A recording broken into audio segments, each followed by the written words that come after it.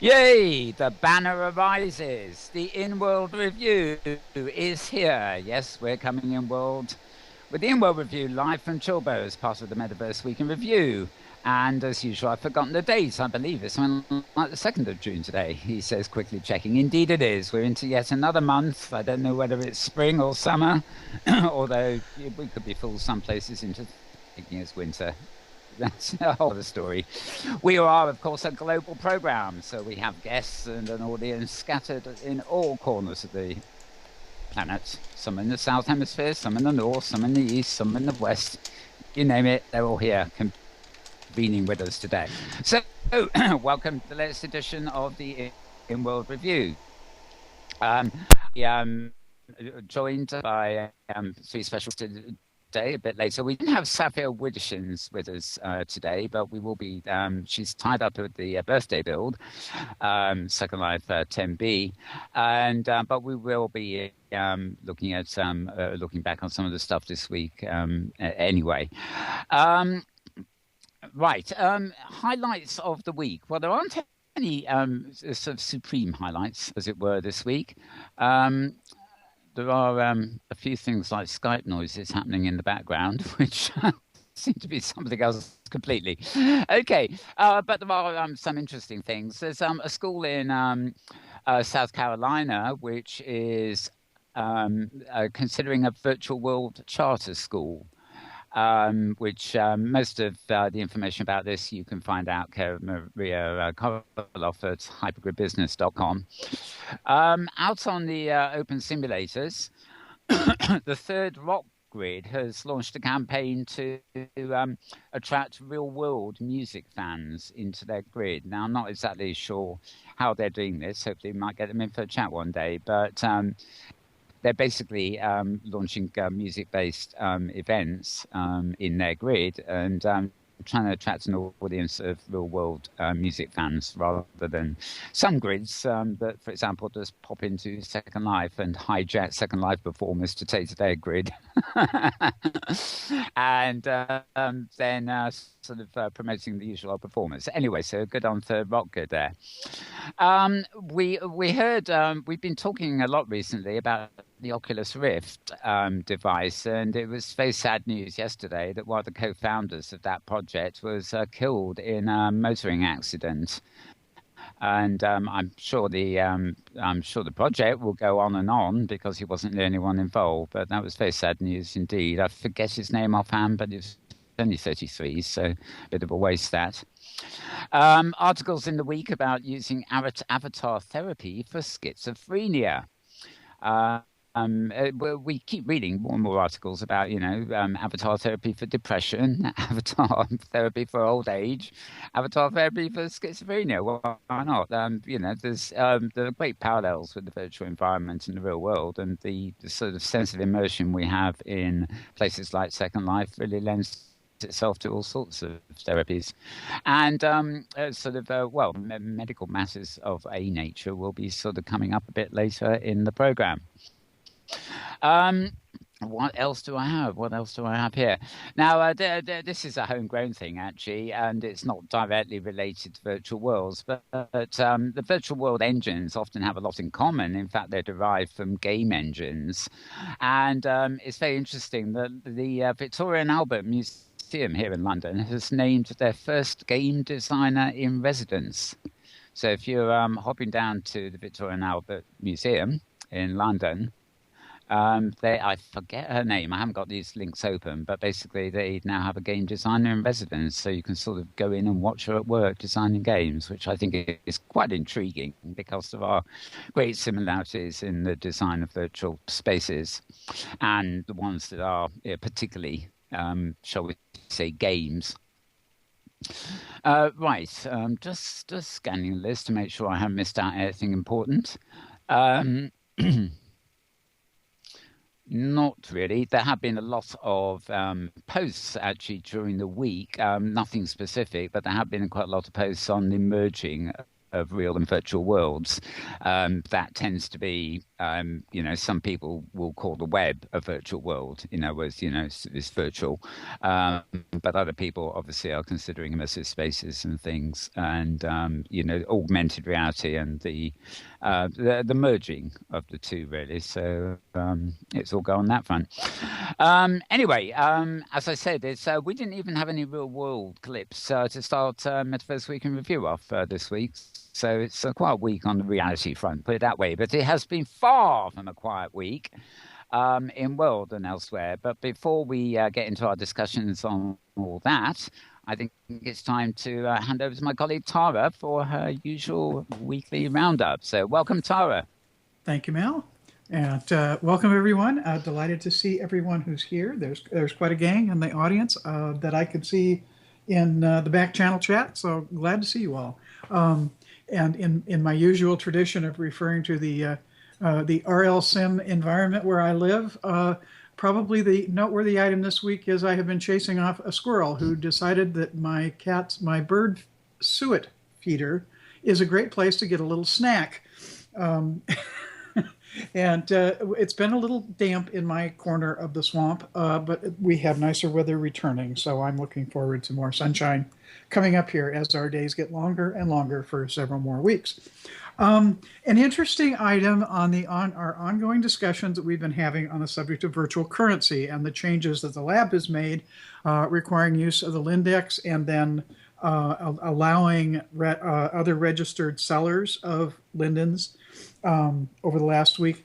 This broke in the U.S. U.S. prosecutors have filed an indictment against the operators of digital currency exchange Liberty Reserve, accusing the Costa Rica-based company of helping criminals around the world launder more than $6 billion, that's not million, billion in illicit funds linked to everything from child porn to software for hacking into banks.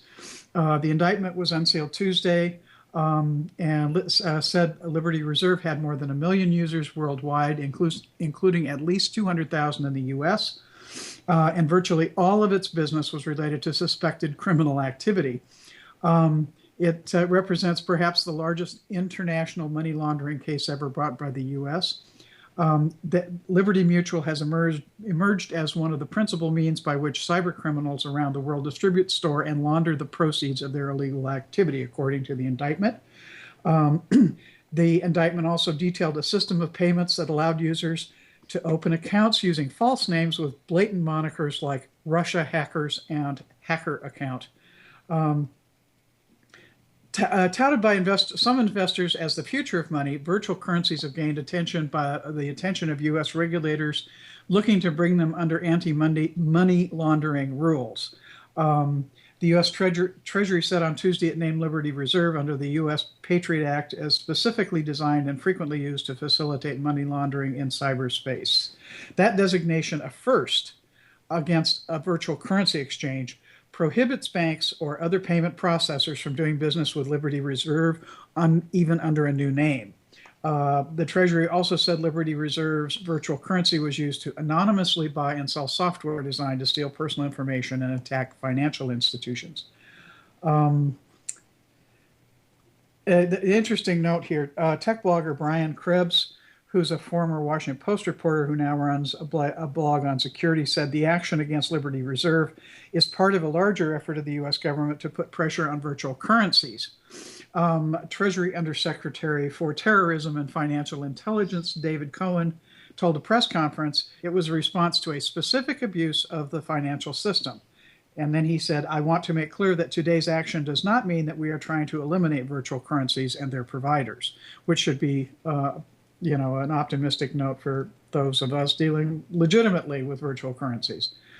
FinCEN, which is the U.S. Treasury Department's anti-money laundering unit. This was issued guidance in March that labeled digital currency firms as money transmitters, thereby obliging them to put in place anti-money laundering programs and register. Tokyo-based Mt. Gox, a top exchange for Bitcoin, failed to register with FinCEN earlier this month and had its U.S. dollar account seized by authorities. So what that says to me is that the unfortunately long arm of the U.S. government, if the exchange includes U.S. dollars, they can slap your hand on the U.S. dollar exchanges. So that perhaps answers a question about if third-party exchanges licensed or registered with Linden Lab, if they're trading in U.S. dollars, do have to register, even if they're even if they're not in the U.S. If they're trading in U.S. dollars. So that's kind of an interesting twist on all that. Oh, it was interesting. Those of you who may have paid any attention to Bitcoin may recall here a few weeks ago when it broke big as far as getting kind of media coverage, and it rose rather dramatically and then tanked rather dramatically. And what was interesting was apparently Bitcoin has traded at around $130 US over the past week. So it appears it's recovered from its tanking of a few weeks ago. Anyway, onward to the news item about the Oculus Rift co-founder, whose name was Andrew Scott Reese, and he was the company's lead engineer. So apparently, his fingerprints figuratively are all over the design of the Oculus Rift that is now out in developers' versions. And this was a wrong place at the wrong time situation. He wasn't driving. He was crossing a road. He was in a sidewalk and was hit by a speeding car being pursued by police that had run at least 2 red lights, apparently, including the one at the crosswalk where he was crossing. So, really sorry to hear that news, and I hope it doesn't set the Oculus Rift back. Around Linden Lab, there's a bunch of items. I have some items on the geeky side of things. Here's your Eat Your Spinach segment for today. There is now a materials beta viewer out for those who are interested in fiddling with materials. The specular, there we go, specular textures and some of that is now available as in a beta viewer. So if you're a creator or you've been an early adapter and picked up something that is been designed to take advantage of this, you may want to download the beta viewer. Yes, and I need a drink. This is dry. Yeah, this is dry reporting, isn't it? Anyway, so that's available. So you can check that out. And the other thing, the lab posted a notice about coming soon, improvements in avatar downloading speed, which is a reference to server-side baking, basically. And what's interesting is that actually they've rolled out server-side baking on a couple of test grids, and there's an interesting bug that has turned up this week, which is known as Sun74. If you're wearing a mod skin, hair base, or eyes, and you enter a server-side baking enabled region using a non-server-side enabled viewer, you will get an alert. And the alert says, unknown alert message. Your version of the Phoenix viewer does not know how to display the alert message it just received. Oh, love it. I love this. Error details. The alert called unable to upload asset was not found in notifications.xml. Anyway, only beta testers would love that. And then you get a save changes to current clothing or body part, save, don't save, or cancel. And apparently, if you click yes, if you save, you've just corrupted the worn skin hair base, so that it's irreparably corrupted, which is and basically this will turn skin a mixture of black and invisible, and eyes will turn white. And rebaking will not fix the issue. So if you're going into the beta grid to play with server-side baking, put on something you don't care if you screw it up. I think is the takeaway from that. But the other kind of other takeaway on this is that based on this week's third-party viewer, what is going on over here? developer meeting on the issue is really the use of older and non-server side baking capable viewers. And Oz Linden had a couple of interesting things to say. He said, we don't actually know what's ultimately going to be done about the issue of using older non-server side baking capable viewers. It's a subject of vigorous discussion that's going on even as we speak. So we'll see how that plays out. He said, I think it's fair to say that regardless of what happens, that the observation is there are still people using really, really old viewers, and there's no way at all that we could even begin to test for compatibility back with all of those viewers. And the reality check here somewhere, if I find the right spot, I have some numbers which are pretty astonishing. As recently as last week, 1,665 different viewer version strings that are reported as connecting to the main grid. So you can see why the lab is saying, we can't test for compatibility for all of those. Some of these may be one-off self-compiled builds, but even so, given the overall number of viewer strings, it is understandable why the lab view attempts to ensure so many different viewer versions were fully compatible with anything on the grid is next to impossible. So the takeaway here is if you haven't, update to your viewer so you have one that is server-side baking compatible. So there's that. Anyway, just a couple last items. Today is the last day to go to the Home and Garden Show for Relay for Life. It closes today at the end of the day.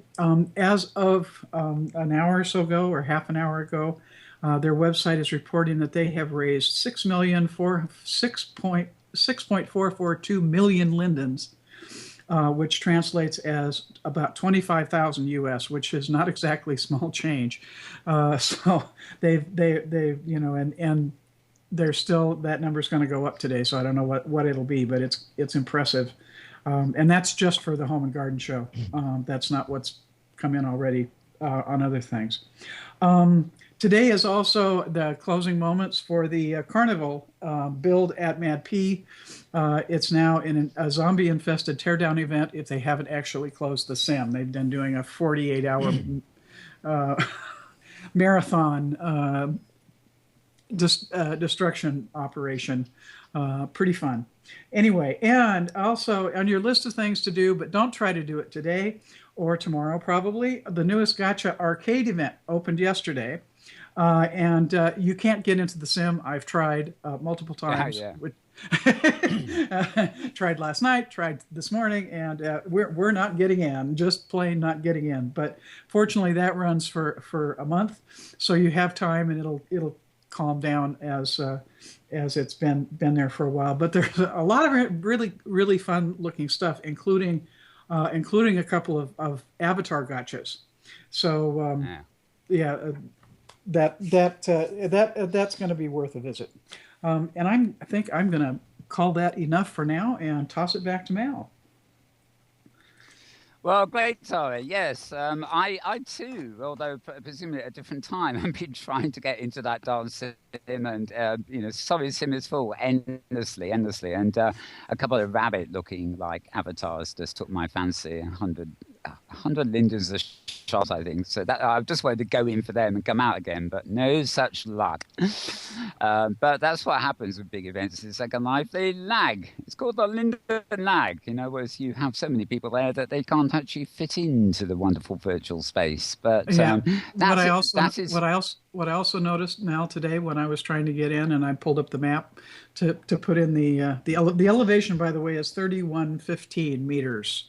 If you're trying to get in, just so you know, if you land at ground level, you're not in the arcade.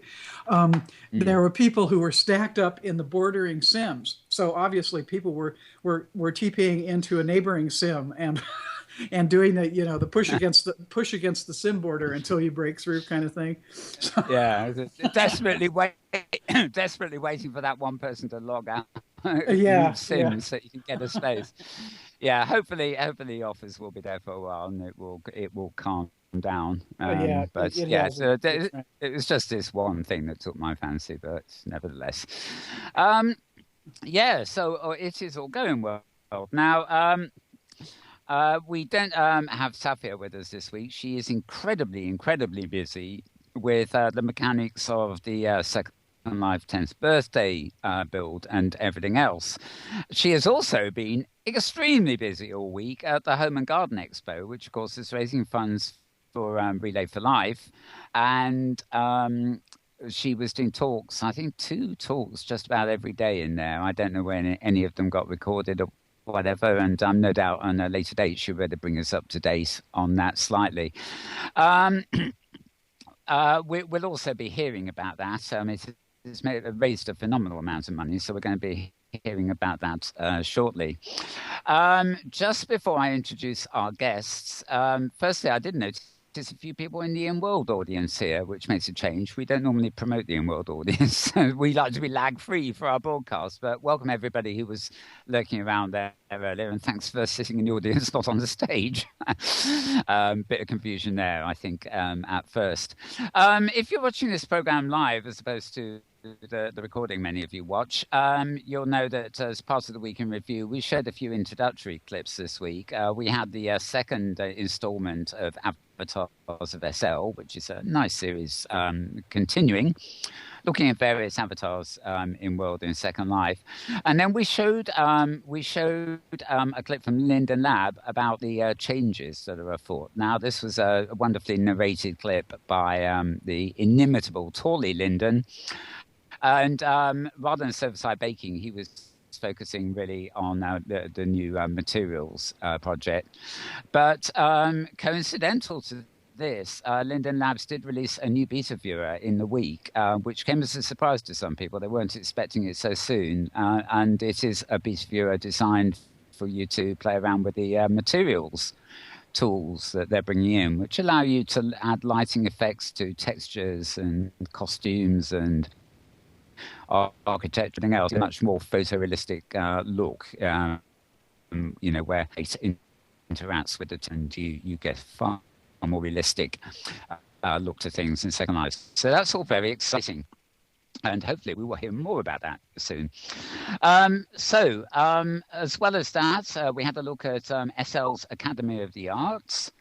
And I showed a very brief clip of our own build at SL10B, all 10 seconds of it, just to show you what's going on. I'd reiterate that it opens on 15th of June, so we're not that far away. We're all in there busy now building our pitches, so to speak.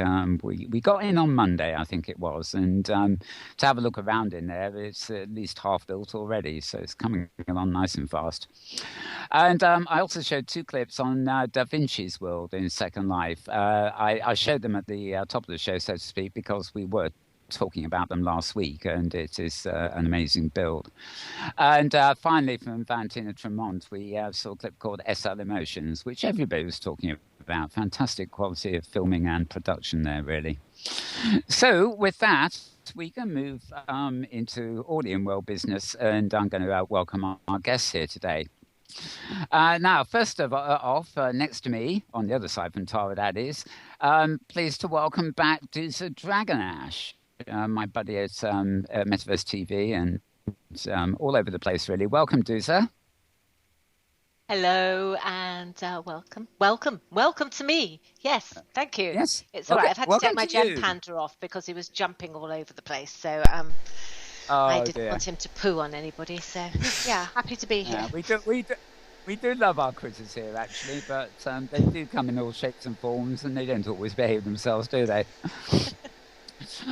Also, I'm also joined, a return visit, she was here a couple of weeks ago, from Persia Bravin. Hi, Persia. Hi, Amal. And yeah, I have to confess, I'm not as hungover as I was the last time I appeared on this show. Well, so, thank you. You confessed that, but we would never have known, to be honest. I know, I was slightly marginally hungover last time because I was asked to come on with not a great deal of notice, and I was on the sofa kind of chilling, got the offline IM to appear. Thought, yeah, okay, SL can have the hangover me for once. So thank you. I'm not hungover today, everyone, by the way, so hopefully I'm going to be a little bit more eloquent and entertaining. We'll see. You were fine last time. And yes, another person has joined us in the audience. I was just sending directions to the seating for him. Okay, well, we'll be looking back at the Home and Garden Expo with you in a while, Persia. But finally, I'd like to introduce a special guest, and if we can to join the Skype call in voice, we have Draxtor Despres. Are you there, Draxtor? Yes, can you guys hear me? Hi, Draxtor. Great. We can hear you fine. So, yes, all is good. We missed the sound check with Draxtor, so we're just double checking we can hear you there. That is absolutely fine.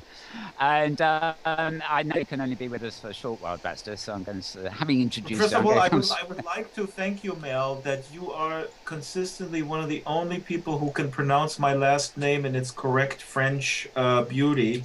It is incredibly insulting how people sometimes pronounce this beautiful last name, and my French ancestors are rolling in their graves. Despres, thank you. It's funny, all my French friends used to say I was bloody appalling at pronouncing the language, but yeah, I mean, some... I mean, by American standards, I was brilliant. That is true. No offense. No, I mean, I have come to defend the Americans in their nuttiness, being there and having been exiled there for almost 20 years now.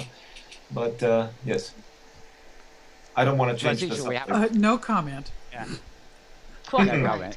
As usual, we have Ben Whitfield in the chat room on the live channel, and of course she lives. She's American, but she lives in France, so she always says it in French. She says, so there you go. Gives me an excuse to run more French and Italian, and we try. I struggle with this because I can't overload this show or my feeds with Italian and French and German in possibly so machinima we get, because the majority of people who tune into me are English, and so what's that all about then, you know? But we try that. We had a lovely Italian clip just before we came live, so good stuff. Now, Draxtor, I mean,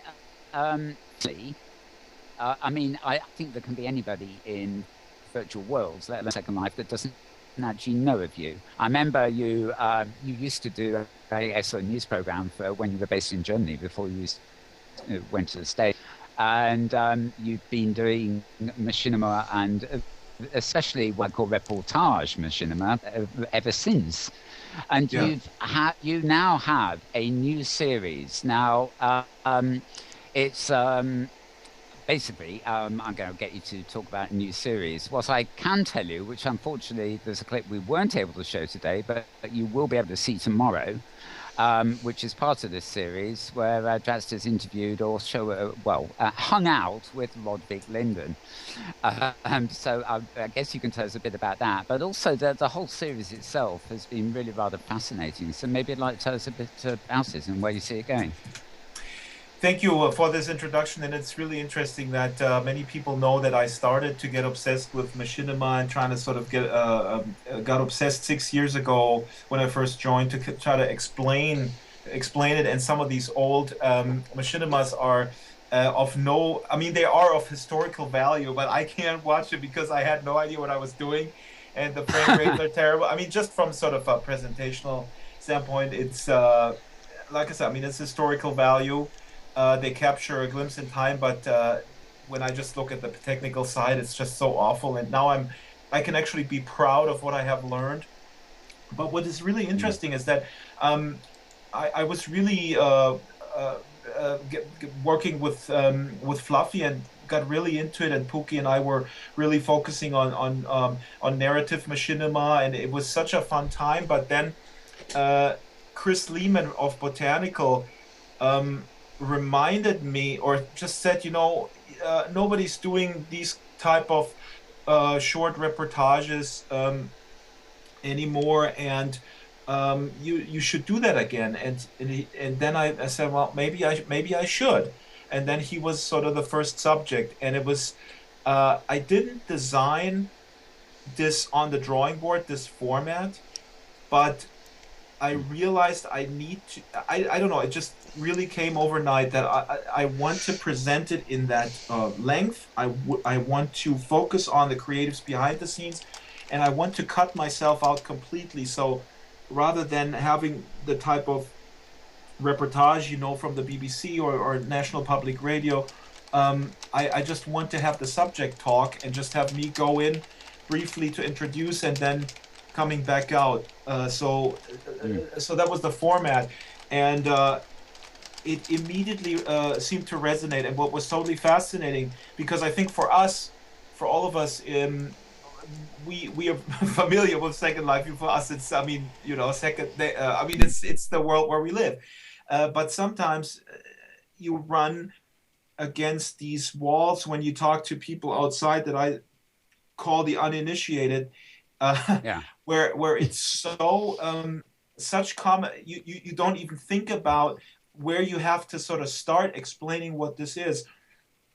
And with the format, with the going in with a Skype video introduction where you see the real person behind the avatar and coming back out and sort of framing it that way was an incredible success with people in my circle of friends who have given up on me, that I have a screw loose. And we all have these stories, but all of a sudden they go like, wow, now I kind of understand what this is. And now I'm just gonna do this, and no more narrative machinima. I was developing some really cool sci-fi mystery, very vast, sort of Lostian Battlestar Galactica type machinima, but it's such a pain in the butt too to make narrative machinima. Yeah. It's everybody who have tried it, it's fun, but it's a pain in the butt. So this is now, I think, the calling. Yeah, and. I was just going to say the whole format very much fits in with the sort of you've been on this channel before, in fact, in real life, when we've been broadcasting from conventions and things. Yes. And mixing the avatars with the real life thing is a good trick in many ways, because there are people out there who will watch this chat shows, a sort of talking heads thing. They may not even watch the screen. They don't, in theory, need to. We're just talking heads. But they see it as avatars. And then there are a group of people who just don't quite take that seriously. But when they actually see a mixed reality broadcast where they see an inset of a real person's head or something, it takes on a whole new perspective. They suddenly realize, oh, that talking cartoon is actually a real person. You can actually do all that stuff. No, and exactly. And you know what? This is something that, like I said, I mean, this is something that you think you don't have to explain, but apparently you have to, because people assume that these are basically non-player characters. So this is something that even Linden Lab, I mean, they don't explain this stuff. Nobody does, really, right? So we just assume that people sort of know this, but basically what people really don't know, when they look at this, they go like, why are you talking to these non-player characters? Right? Why are you talking to these? They don't know that this is a proxy of a real person, really. And again, the other thing, what I now realize is that what I'm doing essentially, and what I want to do, is to confront stigma and destroy stigma. And so I'm consciously now, very consciously, trying to take the first 30 episodes. It's a kind of an arbitrary number, but in these first 30 episodes, I want to destroy all. I made a list of stigmas, and I want to destroy all of them by picking representatives, if you will, of certain activities that are good spokespeople for these particular activities. And then once that is done, basically, I want to give tools to people so they can show to their mom or to their coworker who think they're nuts.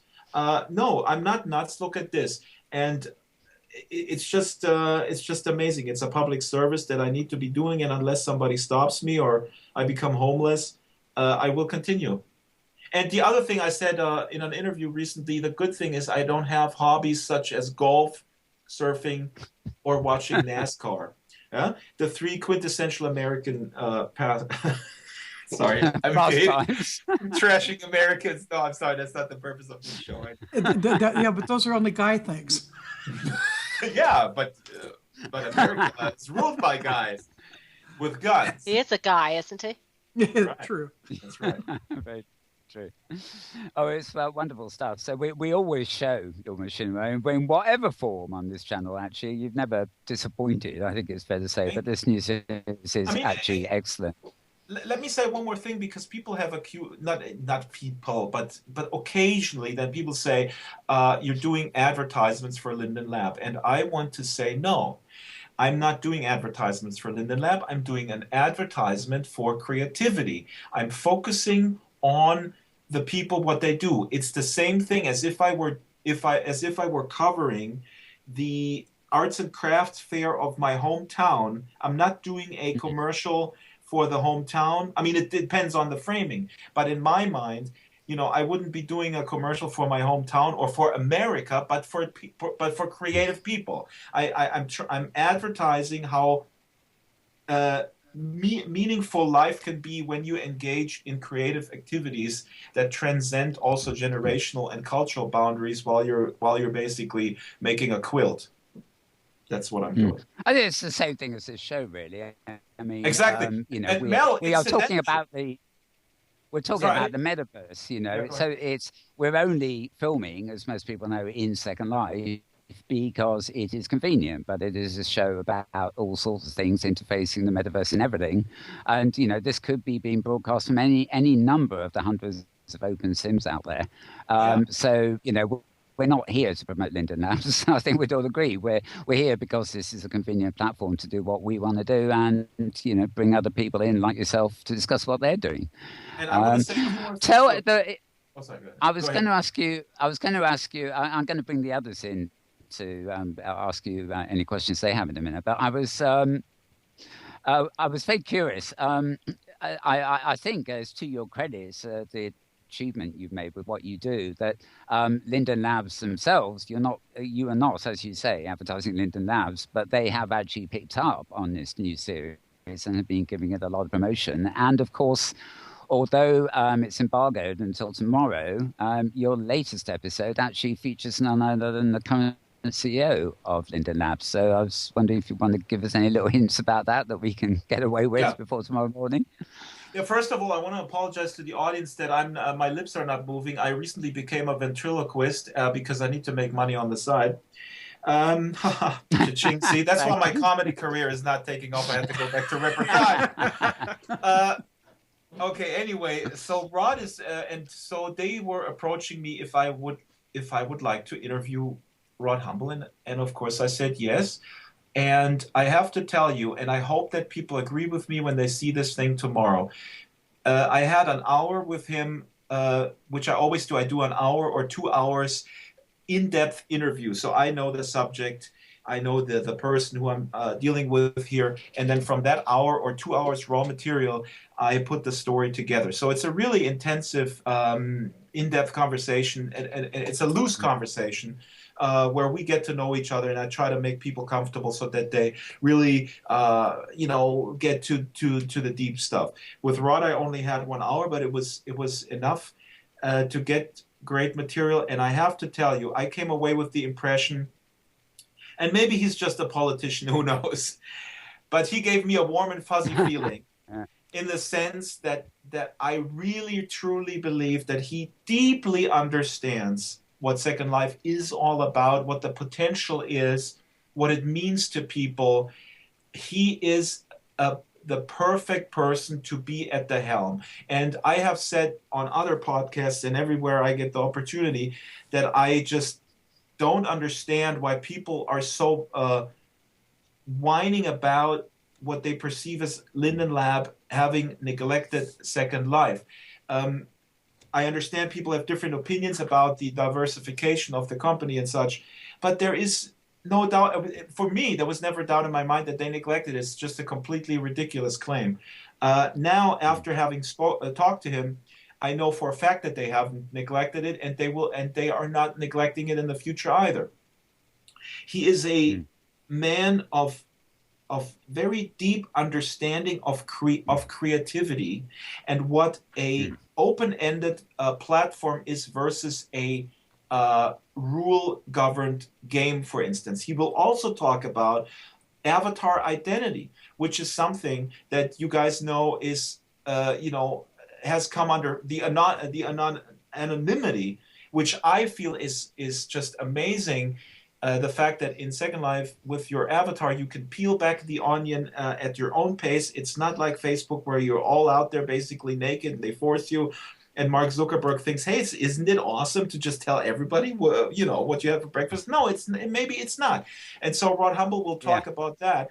And I had several different angles that I could have made this piece about, but I really chose to focus on that. He will talk a little bit about, where it's going and numbers and blah, blah, blah. That's interesting to the tech press and stuff. But what he's focusing on is really the core concept of an open-ended creative platform that is where the interaction is avatar based, where you control your own identity, versus a platform that forces you to be one identity. And it's just powerful, and I hope people will get away with this, seeing this tomorrow, and getting a warm and fuzzy feeling. Can I toss in a question here, because I'm really curious. You mentioned that you have a list of some 30-odd stereotypes that you're attempting to bust in your first string of these, and I'm curious what the stereotypes that are on your list. I said so 30 stereotypes. So there's more stereotypes. Also, I wanted to get in the number of that's what I didn't say before. I also in those 30, and this is an arbitrary number, just sort of for me. What can I manage work-wise and still sort of not die of a heart attack and have my son still kind of know who I am, which is important, I think. So the 30 also includes and overlaps with the types of activities that I find important. For instance, people with disabilities, people with isolation issues, and older folks is going to be a focus after the summer. The stigma, of course, we all know the number one stigma is I gotta be Mel. You cut me off if I'm too long-winded. Is of course the lonely loser who lacks social skills and hides in a world that is not real. That's the number one stigma, and it's taken care of in a way by having that little Skype in and out type thing. And let me tell you. Yeah. The interesting thing is, of course, a lot of people that I have approached have declined to be interviewed, and I respect that, and it's mainly because they don't want to be seen on Skype video. I completely respect that. Sometimes I ask them, do you have someone else that is engaging in an activity similar to yours that you feel is a good spokesperson? That's how I got connected to the Fantasy Fair guys, because I don't know all the people. The other stigmas out there is of course the sex stigma, that it's just about hanky panky. Another one of those things. It's going to take an hour for me to list all this stuff. And Inara, by the way, has interviewed me, and there's a bunch of stuff that I said to her also. I had a thought that I needed to get out. See, I'm like, wait a minute, I'm stuck. I needed to say something. I mean, one of the wonderful things about these too is that you're talking about the hour with Rob Vick, but also your other subjects, maybe a couple of hours. The series actually also shows your skill in editing, because being able to get down a convincing documentary into 5 to 10 minutes, but you actually build it from all that extensive footage, I think is also an achievement. That is a very great skill. Oh, thank you, and that's one of those key things. Again, I said this before, but it's very important to me that people understand this. This is, I do see these episodes as a tool, a public service, a tool for us to hand out to people, and and show them, here, this is what I do, that we are not afraid of it. Here's the other stigma, and Tara, thank you, this is a great question. But here's the thing, for example, all this speculation, and we all have these philosophical discussions about the word Second Life, for instance. There's so much back and forth. This is a good discussion. Some people say it's the name of the world that is a stigma. It's the name of the world that there are people go, oh yeah, I have a first life, all that kind of stuff, or I have a real life, I don't need a second one.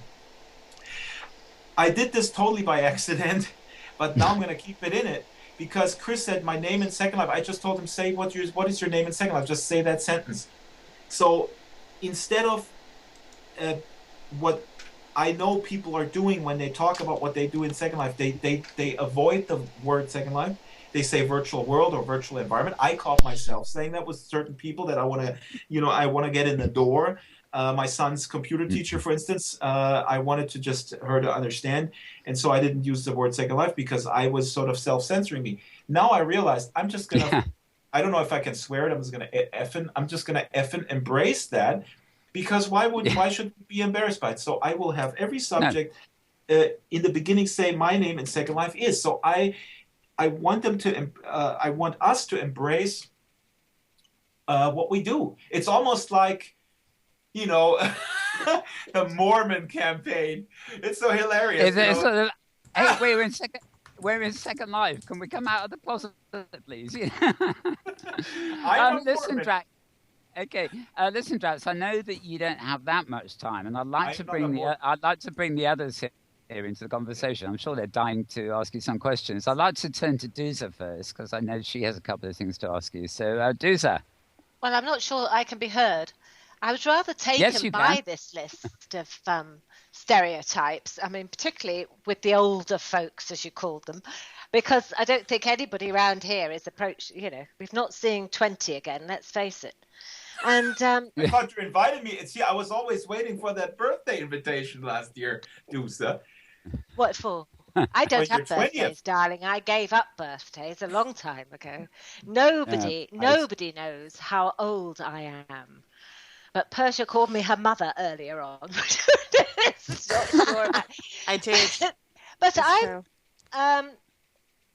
I'm hearing. Oh, hang on! I've got to put my mouth on. I'm so sorry. I've got such a big mouth, and it's not on.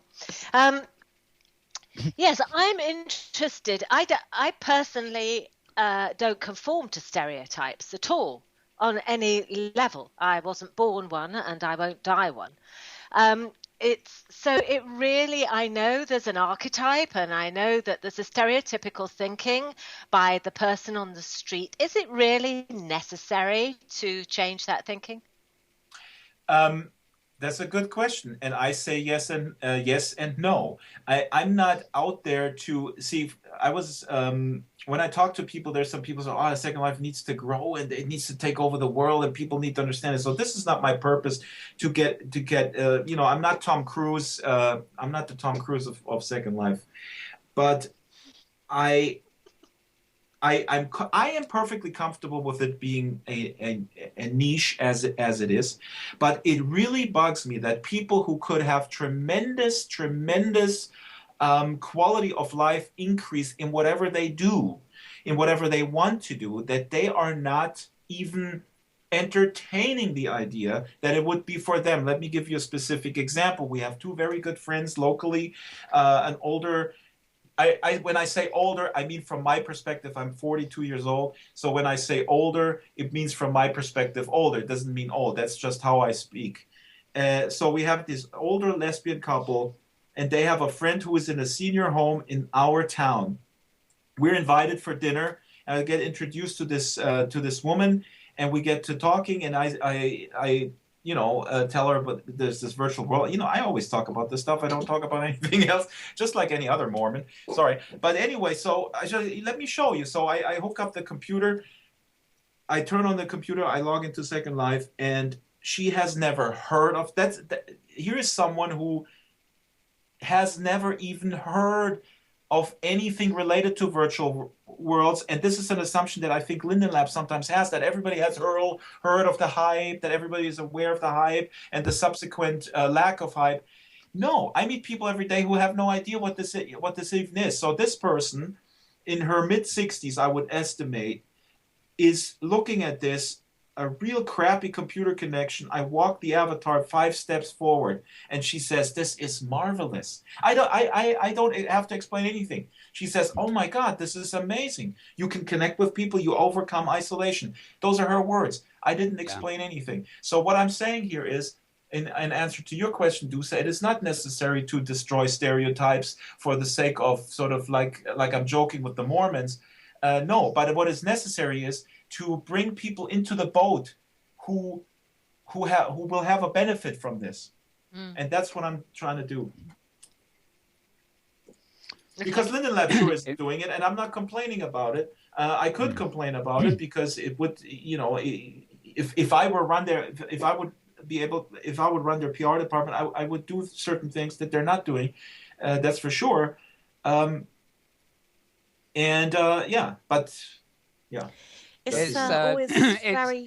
It's always very, very interesting actually talking to people who aren't in SL about their perceptions of what SL actually is. And Drax, I applaud you because you really are doing a great job of breaking those barriers down, of showing to the world that not everybody in SL is a no lifer like we're kind of assumed to be. Yeah. Yeah, you know, we do have real lives. Actually, SL is a real melting pot of some truly creative people in both lives, and that we all use it for whatever creative expression and output we want to. So seeing that in the form of machinima, how you've done it with the Drax files, is excellent, and we just need more of that. And it's really good too that Rodvik Linden, Rod Humble, has actually gone that step and started opening up a little bit as well about the guy behind the avatar, you know, being CEO of Linden Lab. We just interviewed him in this issue, Best of Second Life magazine too, and he also came across as a very warm guy, and one that really does have a lot of positive things to say about the future of SL. Yeah, and see, Persia, isn't that annoying you that the community, and again, I mean, it just annoys me sometimes. You know, I'm not an uncritical person, but I've been called a you know, ass kisser, I guess. You know, it is strange in our world that when you say something positive, then all of a sudden you're kissing their butts. I want to just say that we sometimes forget that they are running a world which is extremely complex, and it's a relatively small company, and there are probably 5 captains or more that want to steer the ship in a different direction, and there is no comparison to how this should be run. That doesn't excuse corporate blunders. It's this. I always use the analogy that SL is a little bit like the old punk rock DIY ethic. You've got to do it yourself. You cannot expect to be breastfed. There we go. I said it. You cannot. I said it, Juice. You cannot expect. God, with all these Brits on the show, I don't even know what's going on. I know it's like I know like we're all family. warm and fuzzy here. It's rather funny. I mean, when Robbie actually joined the lab, Pete, Linda, I and Safia, and I don't know, it can't be more than about 8 other people were invited to a meeting with him, and I warmed to him immediately, and I've seen RL videos. I've shown a few of him addressing games conferences and things like that, and he has a big history in games, but that doesn't mean it's the end of the world. He actually talks about very, very deep subjects, often quite political subjects, way out of his interest in gaming. You know, there's a lot of philosophy in the way he talks. I think it's great that... But is that the Brit in him, do you think? Because, you know, I mean, we're a fairly political lot, aren't we? Yeah. It's good that we're all meeting him. You know, I mean, he hasn't been around. We've hardly heard a word or met him. You know, so a lot of people are going to say things until they get to meet him or see something, you know, that involves his conversation and his thoughts, which is what you folks are doing, and it needed to be done. People need to see. Well, he did say, he said very early on that he was going to pay attention to what was happening on the floor, basically the infrastructure of Second Life and what was going to be happening, and then he'd be coming out and talking. And it sounds to me like this is the, you know, he's coming out with the spring, isn't he? Exactly. Yeah. Good. That's good. I think let me say very positive that he's, you know, that he's actually gone ahead and agreed to do this actual interview with Drax. I risked it for a biscuit, as we say here in the UK, and you know, emailed Linden Lab, expecting an absolute no in terms of having an interview with him for June Bostle, because for us it was imperative really that we celebrated SL in this month, which is Second Life's 10th birthday issue. So when Peter Gray, who is a lovely guy, by the way, head of PR at Linden Lab, emailed me back saying, too. I'm not gay. Oh, is he? Oh, good. Oh, is he? So we're all perked up. Yeah. Oh, you talking about Rod Humble or Peter Gray? His avatar. His avatar, right? There's the Not list that we do anything with sex in Second Life. Well, you know, it's always good to have something to look at when you're working. But I really honestly wasn't expecting such a positive result. So let's just take this as maybe the beginning of a more accessible, more positive, community-minded Linden Lab, perhaps. Maybe they're going to be more communicative with us residents. Who knows? But it can't hurt. It can only help. Yeah. Exactly. It's always easy to forget that we don't see that many, you know, if you've got Lindens on your friend list, they pop in and out now and again, but you don't see many of them online anymore. But I had a long chat with Philip Rosedale about this. I mean, there is a point when you just can't come in because you won't get anything done. You'll be so much in demand. But he comes in, and I'm sure Robbie does from what I hear, uses a lot of alts. And he may well be around as other Linden. You just do it because they come in as regular avatars. It's better for them to experience the world that way than to come in as the big boss god Lindens or whatever. Definitely. Drax is trying to get a word in. I need to say, I talk so much anyway, but Mel, thank you. I need to say this. Thank you for saying something that I think every day, and it's such a weird assumption that they wouldn't be going in undercover to try things out.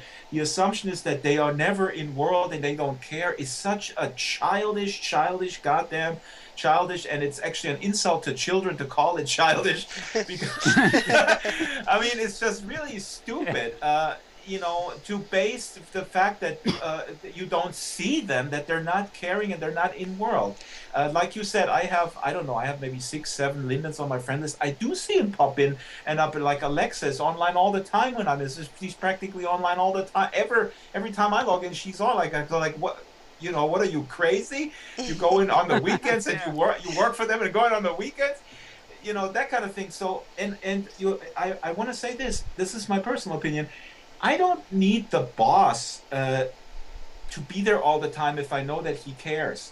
I want him to get stuff done. This is a relatively small company, and if you like it or not, they have cranked out 4 other products. They have embarked on this ship to diversify. That was a decision. If you like it or not, that's what they have done, and they have succeeded in cranking out these products. So that is just a lot of work.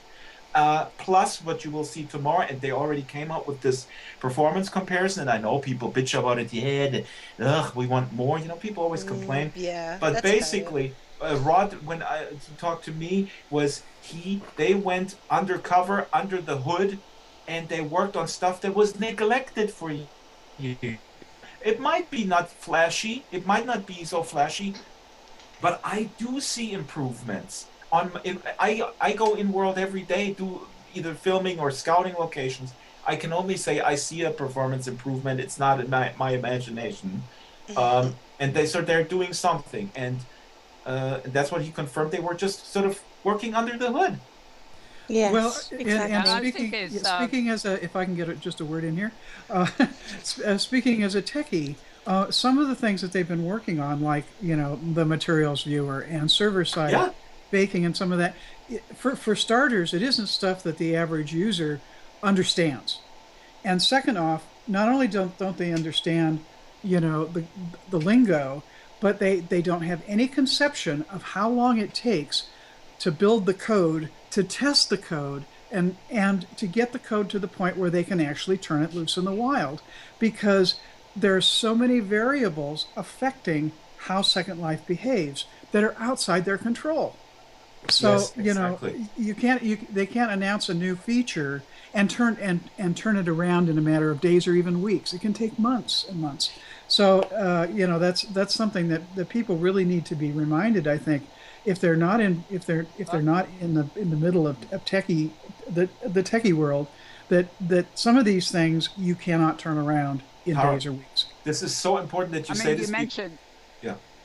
Go ahead. So I was just going to say, Tara mentioned at the top of the hour a sort of little glitch thing with the server-side baking taking over. And quite frankly, I often log in and things are misbehaving due to a badge for this, and you're cursing Linden Labs, but I'm not really cursing them, because if they want to bring a new, improved, super fast system online, then they've got to go through the transition from bringing the old into the new. And so many people will criticize that transition because they'll see the glitches in the transition and they'll say, "Oh God, it's all getting screwed up." When in fact, it is the transition that's going on, and we're in a state of flux at the moment. And let me say this, because Tara is saying something very important, and this is something where the lab can't win, basically, because I see it with my son. He's 10, and his friends, when they come in and they play, they're used to. And this has been a problem, I think, from early on. Is for example with Minecraft, the thing is there, it loads and it's there, and boom, and SL doesn't load and then teleports, take forever. So the kids and us or others are just comparing, for example, Minecraft with Second Life in terms of performance, and it's just, I'm totally not a techie, but what I do understand is that you can't do that, because it's a lot easier to load a bunch of blocks than it is to have a persistent virtual world where everybody can do whatever they want and they can res stuff, and it's piped in through your connection here and all that kind of stuff. So it's a different beast altogether, and I don't know what my point was. But Tara, that's very true, and people don't realize that. It's just a totally different animal. And this is something you could argue that this should be communicated something, but it's just, we live in a very fast-paced world, and this is what I always say, the entertainment options are so huge. When people always say, SL is dying or is not growing and stuff like that, panic, blah, blah, blah. There is the reality of the world we live in today with such immense fragmented entertainment options, and people have little time to entertain themselves, and they most likely will choose, let's say, a movie or a good TV show on Hulu or over maybe a virtual world or even a game where you have to invest more time. I see this with my own circle of friends. This is just a reality that Second Life and others in that arena have to just deal with. Yeah, and that's. I think Second Life. I think Second Life strides a very kind of neutral ground in a way. You see kids who are used to high-tech, high-graphics games, and to them it looks very cartoony and it's not realistic enough. Other people are almost scared to come into Second Life because it's too immersive. There are kind of some people who can't make that mind jump, as it were, to the idea of moving into an immersive environment where albeit we look like cartoons, but there are other people. And Linden are sort of stuck in this sort of middle, very much a sort of middle position. The idea of the virtual world as opposed to a game has so much potential, but it has to make that leap, that makes it relatively comparable, to current graphic standards. Absolutely. But there's still the creative immersive experience. And TV, Yeah, carry on, Dan. Sorry. No. I mean, I'm sorry. I want to give you two little spill the beans on what is not going to be, what I cut out of the interview, what I cut out of my piece, but Yo Yardley has the scoop. I gave her the transcript. I gave her the raw interview, and she transcribed it. She will come out with it in a blog post tomorrow, so it will all be in there. Oh. But two things that I cut out, which were nonetheless. I cut them out because I decided to focus on you will see, on the identity thing. But what he said, for example, what he was very open in admitting is that they have not figured out how to get the people to the relevant content, and that they have realized that this is in fact a bigger issue that he himself thought when he first came in. Because he saw the content, says this is amazing, we're gonna get people in, but they have basically, this is the little nut that they haven't cracked at it. He admitted that in the interview. They don't know what is the magic path to get people to the content. How can you find this out, and how can you reliably get them there really quickly so that they have the retention? So that I found fascinating. Yeah. And the retention has always been lodged in the mental system. I was not a person, I was a gamer, I was not a person who wanted anything to do with virtual worlds, who, certainly didn't want to talk to other people in them. You are! Look at you now. Listen to everybody laughing now, but frankly, I didn't talk for 6 months. It didn't matter what anybody said to me. I came in, to be on my own, a sanctuary away from the blessed real life, if you like, and ended up in probably the same position I'm in RL, but anyway. But I would not have stayed.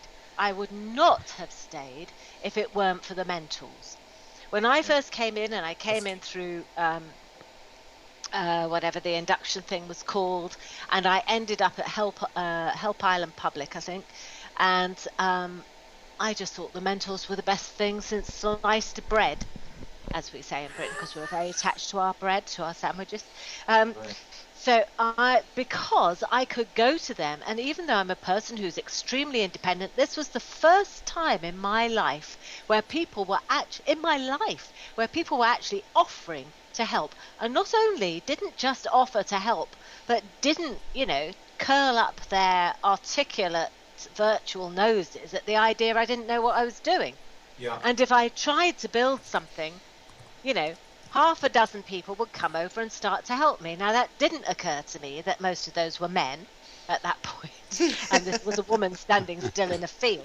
So that didn't particularly occur to me. But actually, all those people helped me. They taught me stuff. And I stayed at Help Island Public, and I used that as a base for a year, I think, until I was thrown, we were thrown out at some point.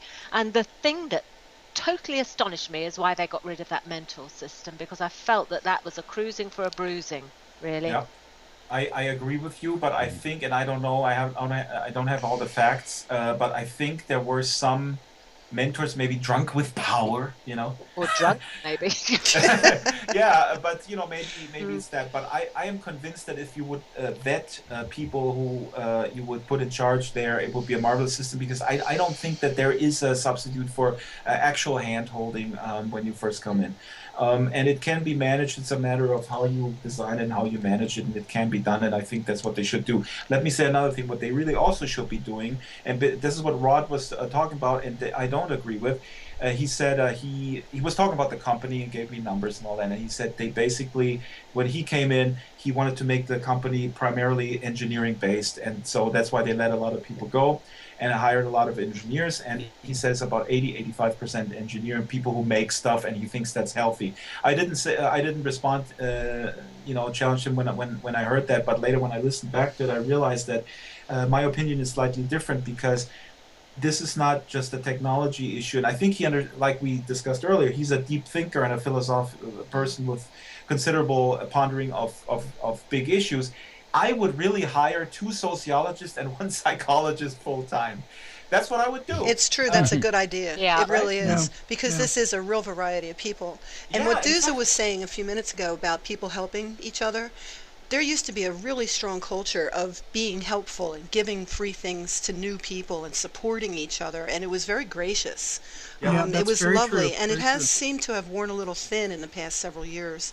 Not that it's gone. I'm not saying it's still not there, but it's not as pronounced as it used to be. And to encourage that, to help that thrive again, I think would be a really well spent effort. Yeah, it was a learning curve, actually. Yes. I think, yeah. I would just like to sort of like combine the two things. That one thing that Dousa was just talking about, obviously about the welcome areas and how when you are a new resident, they are scary. Combine that with what Drax has just said, you know, to kind of reiterate really what Drax just said. Please one do of that. The very... I like when people reiterate what I say. That makes me feel even more important than I already feel. We go. Oh dear. Can we get married? Oh no, damn, I am. Wait, just calm down. Calm down, Drax. It's okay. Drax, what can I say? But, one of the interesting answers actually that Roderick said in the Best of Second Life magazine interview was about the welcome areas, and basically we said to him, you know, will these welcome areas take on a more friendlier, you know, gaming type of platform to both increase maybe the SL population, but also to retain residents? And apparently he says, yes, we are actually revamping them, making a new user's first experience in Second Life smooth and compelling is extremely important. Expect us to see some doing some A/B testing of them within the next few weeks. So that's brilliant news. That's good. You know what occurs to me, Dousa, I sort of shared your early perception. I felt sort of, even though I've been very active in text-based chat communities prior to Second Life, coming into Second Life when I did, I was cautious because it added all this new stuff, and it was clear to me right from the get-go that there was a lot to learn, to get around, to do stuff, and the in my chain of, oh dear, I hate it. Draxtor, it's catching. When your train of thought derails, you know, and you got to go back to the station and figure out where it went. Did you come in to be a loner and discovered the great social world? Yes. You're welcome. Yeah, So there's a certain loner thing, and knowing that what happens in the welcome areas now is that you know, all these idiots who aren't newbies go park there to basically make life miserable for people.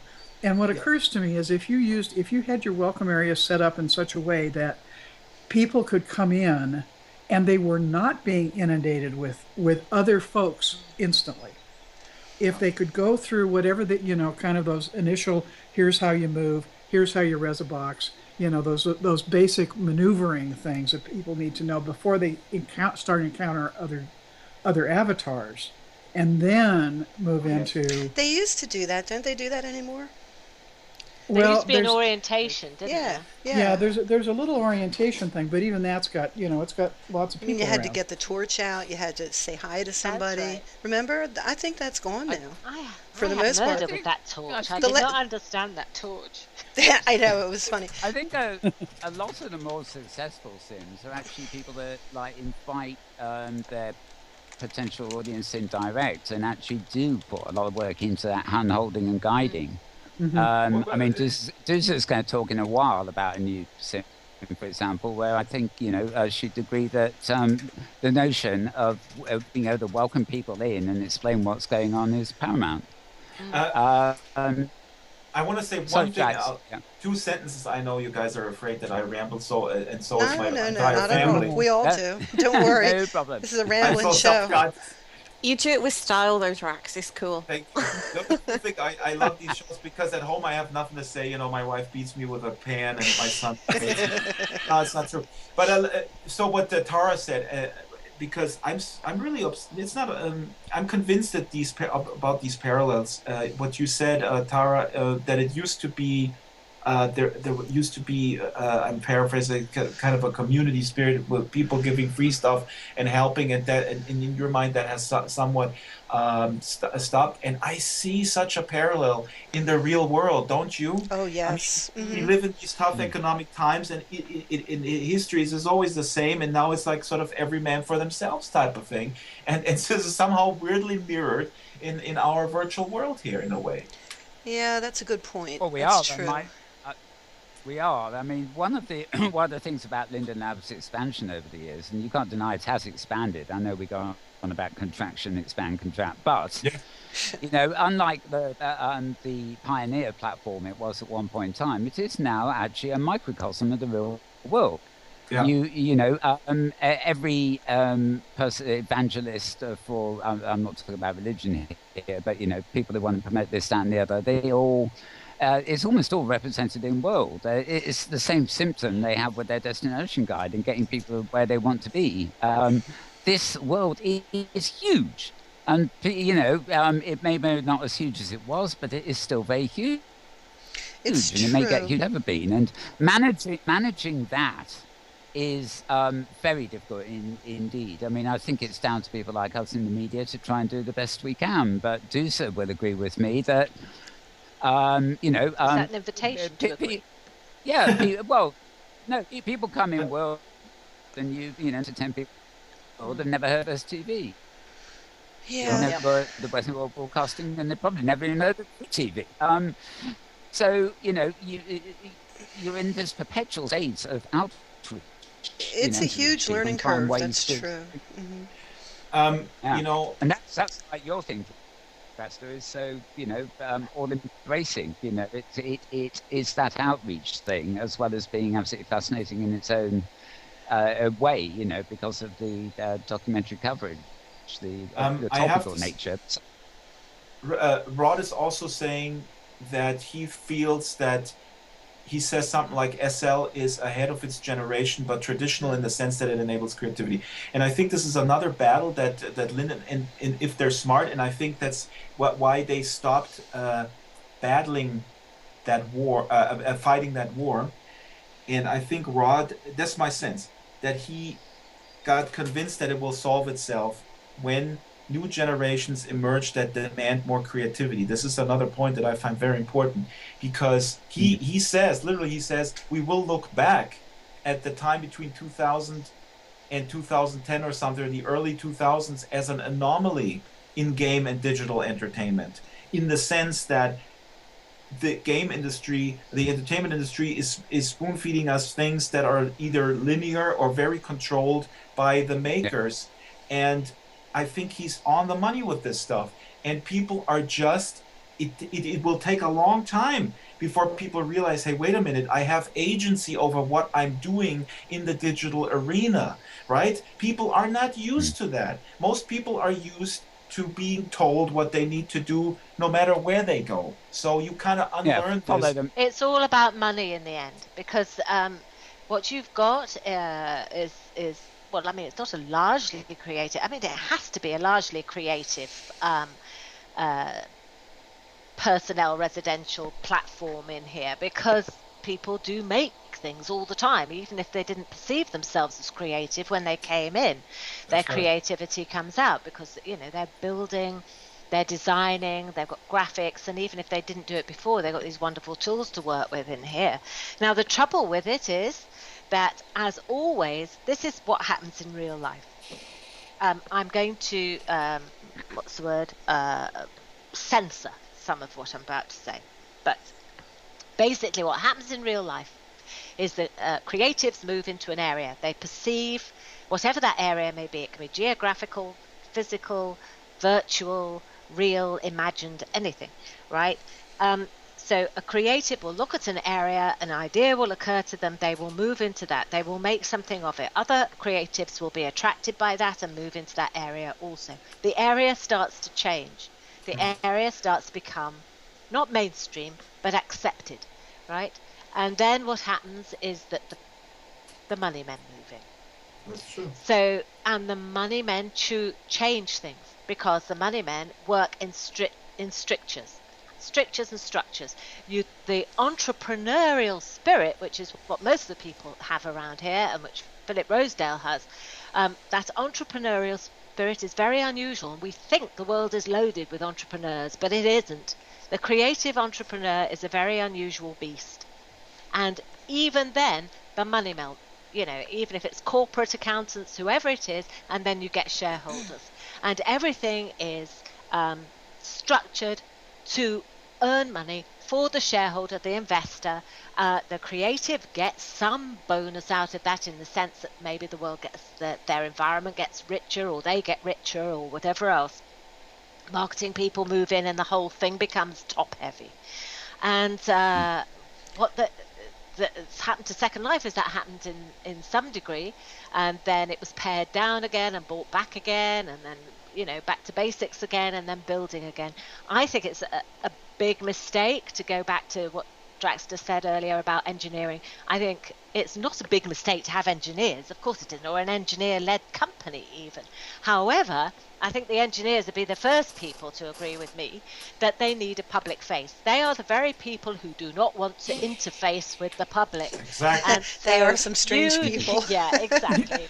And you you- need yes. personable communicators to do that, And and you- and to you- yes, and you provide need- that structure. That's a good And you point. need some of the folks who are geeky enough like me, who straddle the fence, who also understand marketing and people, but also know how to, aren't scared off by the technical details, to communicate those technical details to those who aren't the geeks, the communicators. You definitely need the communicators.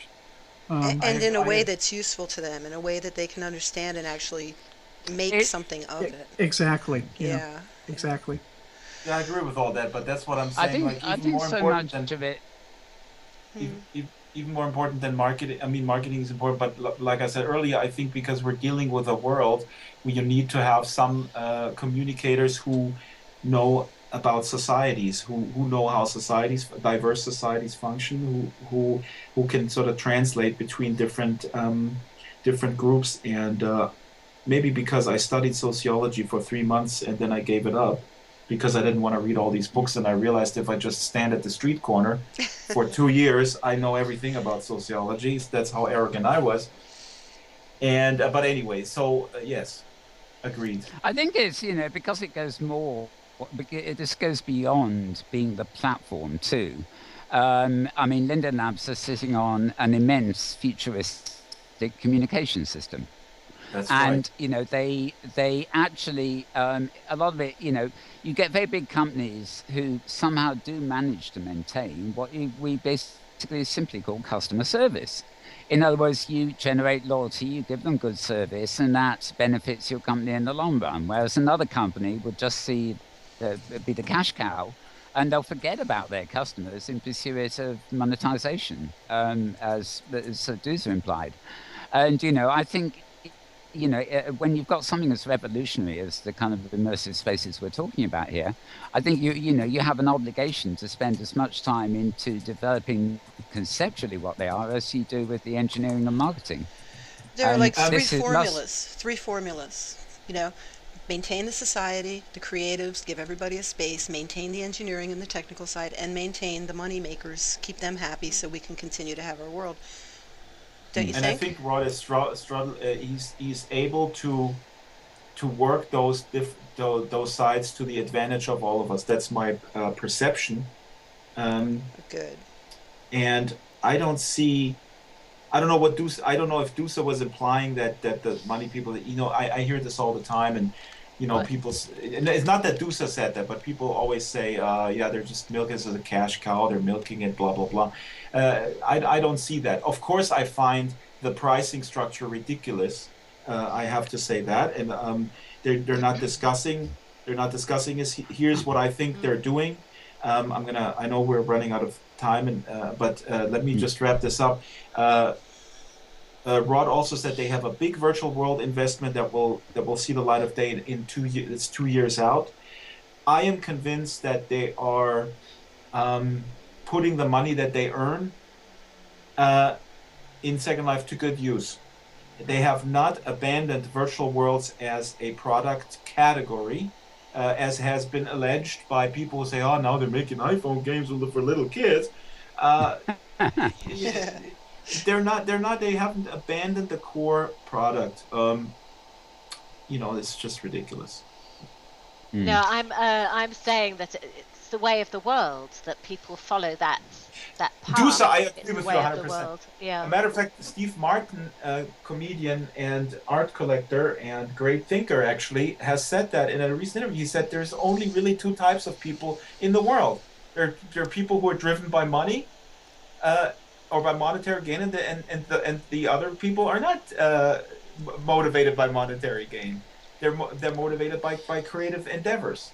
And I think actually in SL, that those two different distinctions, you see it almost in bold, as well. You know, there's the people that are monetary driven, which is fine, and I know a lot of people that earn a good real life living from SL. Although saying that, actually, on this subject, increasingly some of those designers, this is mostly fashion designers that I'm talking about, are shutting up virtual shop and leaving.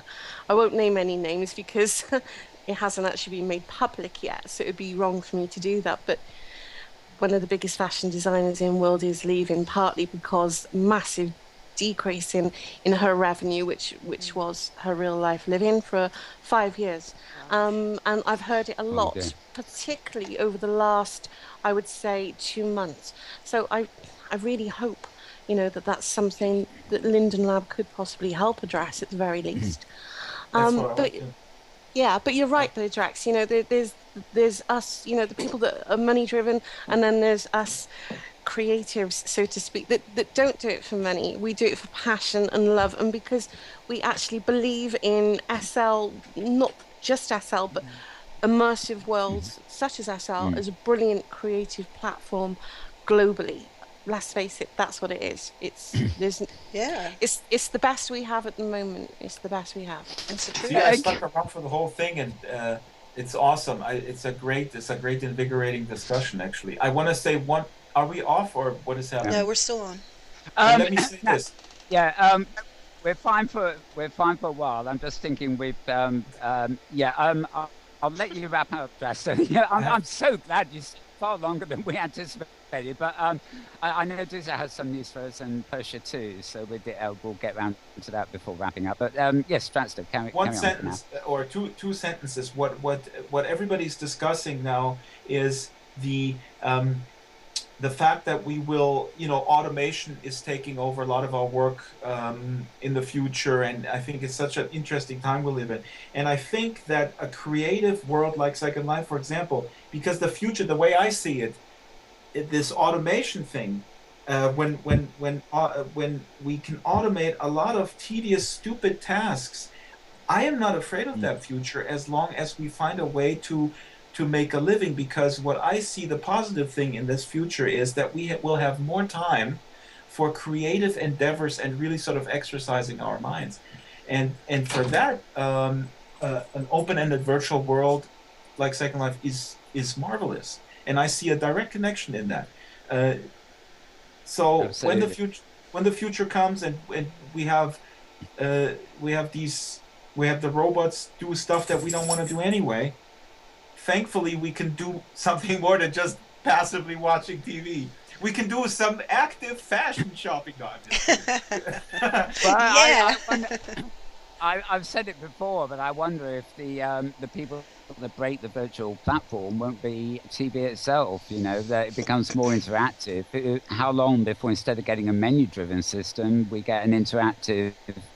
You turn your TV on, you choose where to go, you choose what to watch. The media, it becomes within the environment. And totally, Mal. Absolutely. That could we've got that already, haven't we? Yeah. But I can't wait to see the sort of convergence, if you like, between that kind of that virtual into the real. For instance, I work in news reporting in real life, and there's this well-known phenomenon within news reporting called compassion fatigue, where you are able to sit on your sofa, eat your dinner, and still see brutal images from Syria, for instance, yet it doesn't affect you. We're just so used to seeing it in that flat 1D almost way, where if you, for instance, went into a virtual world like SL and then into maybe a dome that surrounded you 360 degrees with like media textures of the news, you can't escape it, you know. And I think that's going to be happening really soon. I think more and more real life companies are going to be using that technology. I think there's a problem that Dousa hinted at it earlier with the you know, the way the financiers come in and take control. I mean, traditional television and media has very much been subscribed to this idea of a menu system. It's a bit like going to elect your politicians. You know, there's 3 choices on the menu, but they all eat meat, which is tough for vegetarians. It's the same with the menus we're given. You know, if you watch Fox News, Sky News, and all this stuff, you are being fed this kind of gruesome aspects of real life as entertainment, and it is it's not uncensored, it's very carefully censored, you know, to make you accept certain, to make you think of certain things as the norm, and to keep you from finding out about things that maybe they really don't want you to find out. And now we're talking about Mel, this is very well put. You guys, Persia, Mel, this is really well put. And let me add that what is just comical sometimes, I have interactions with people that have in one hand a cell phone with Facebook up, and they tell me I'm not engaged in the real world, and then they turn away from me while I'm talking to them how awesome Second Life is, to update their Facebook page with what they just had, the shit they had for breakfast. I mean, yep, you nailed it. I always, but, you know, find that ironic too, Drax, how you know we can be accused in SL of you know, escaping reality. Yeah. You know, some of my friends, for instance, who I cannot mention the word Second Life to in real life now because they just obviously I'm not a typical gamer, I guess. People fear what they do not understand. Yeah, but they spend 2 hours a night playing Farmville, right? Exactly. But this is something that my seer. I mean, here's the thing.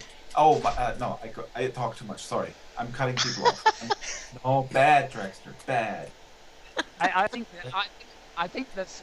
I mean, automation is going to be great, but it is going to give us more time. And they seem to be using that time, slowly but surely the pattern is with Facebook and things, and just trying to go faster and faster. And I've often said to people that, you know, well, you know, go to Second Life, go to a concert or something, relax. You don't have to go at that speed. You know, so, you know, when we're talking virtual worlds, we're talking about spaces where people can come and occupy themselves, either for entertainment or creatively do something, or just meet with people and chat. You come into these worlds and you can, thankfully, slow down if you want to, rather than run with this hyper sort of instinct to want to text and post your breakfast menus and everything else on Facebook. Absolutely. I mean, and you know it's going to die out. It's going to have to. I think it's going to implode because seriously, like Drax said earlier, you know, you do get really tired. People overshare so much now on social media.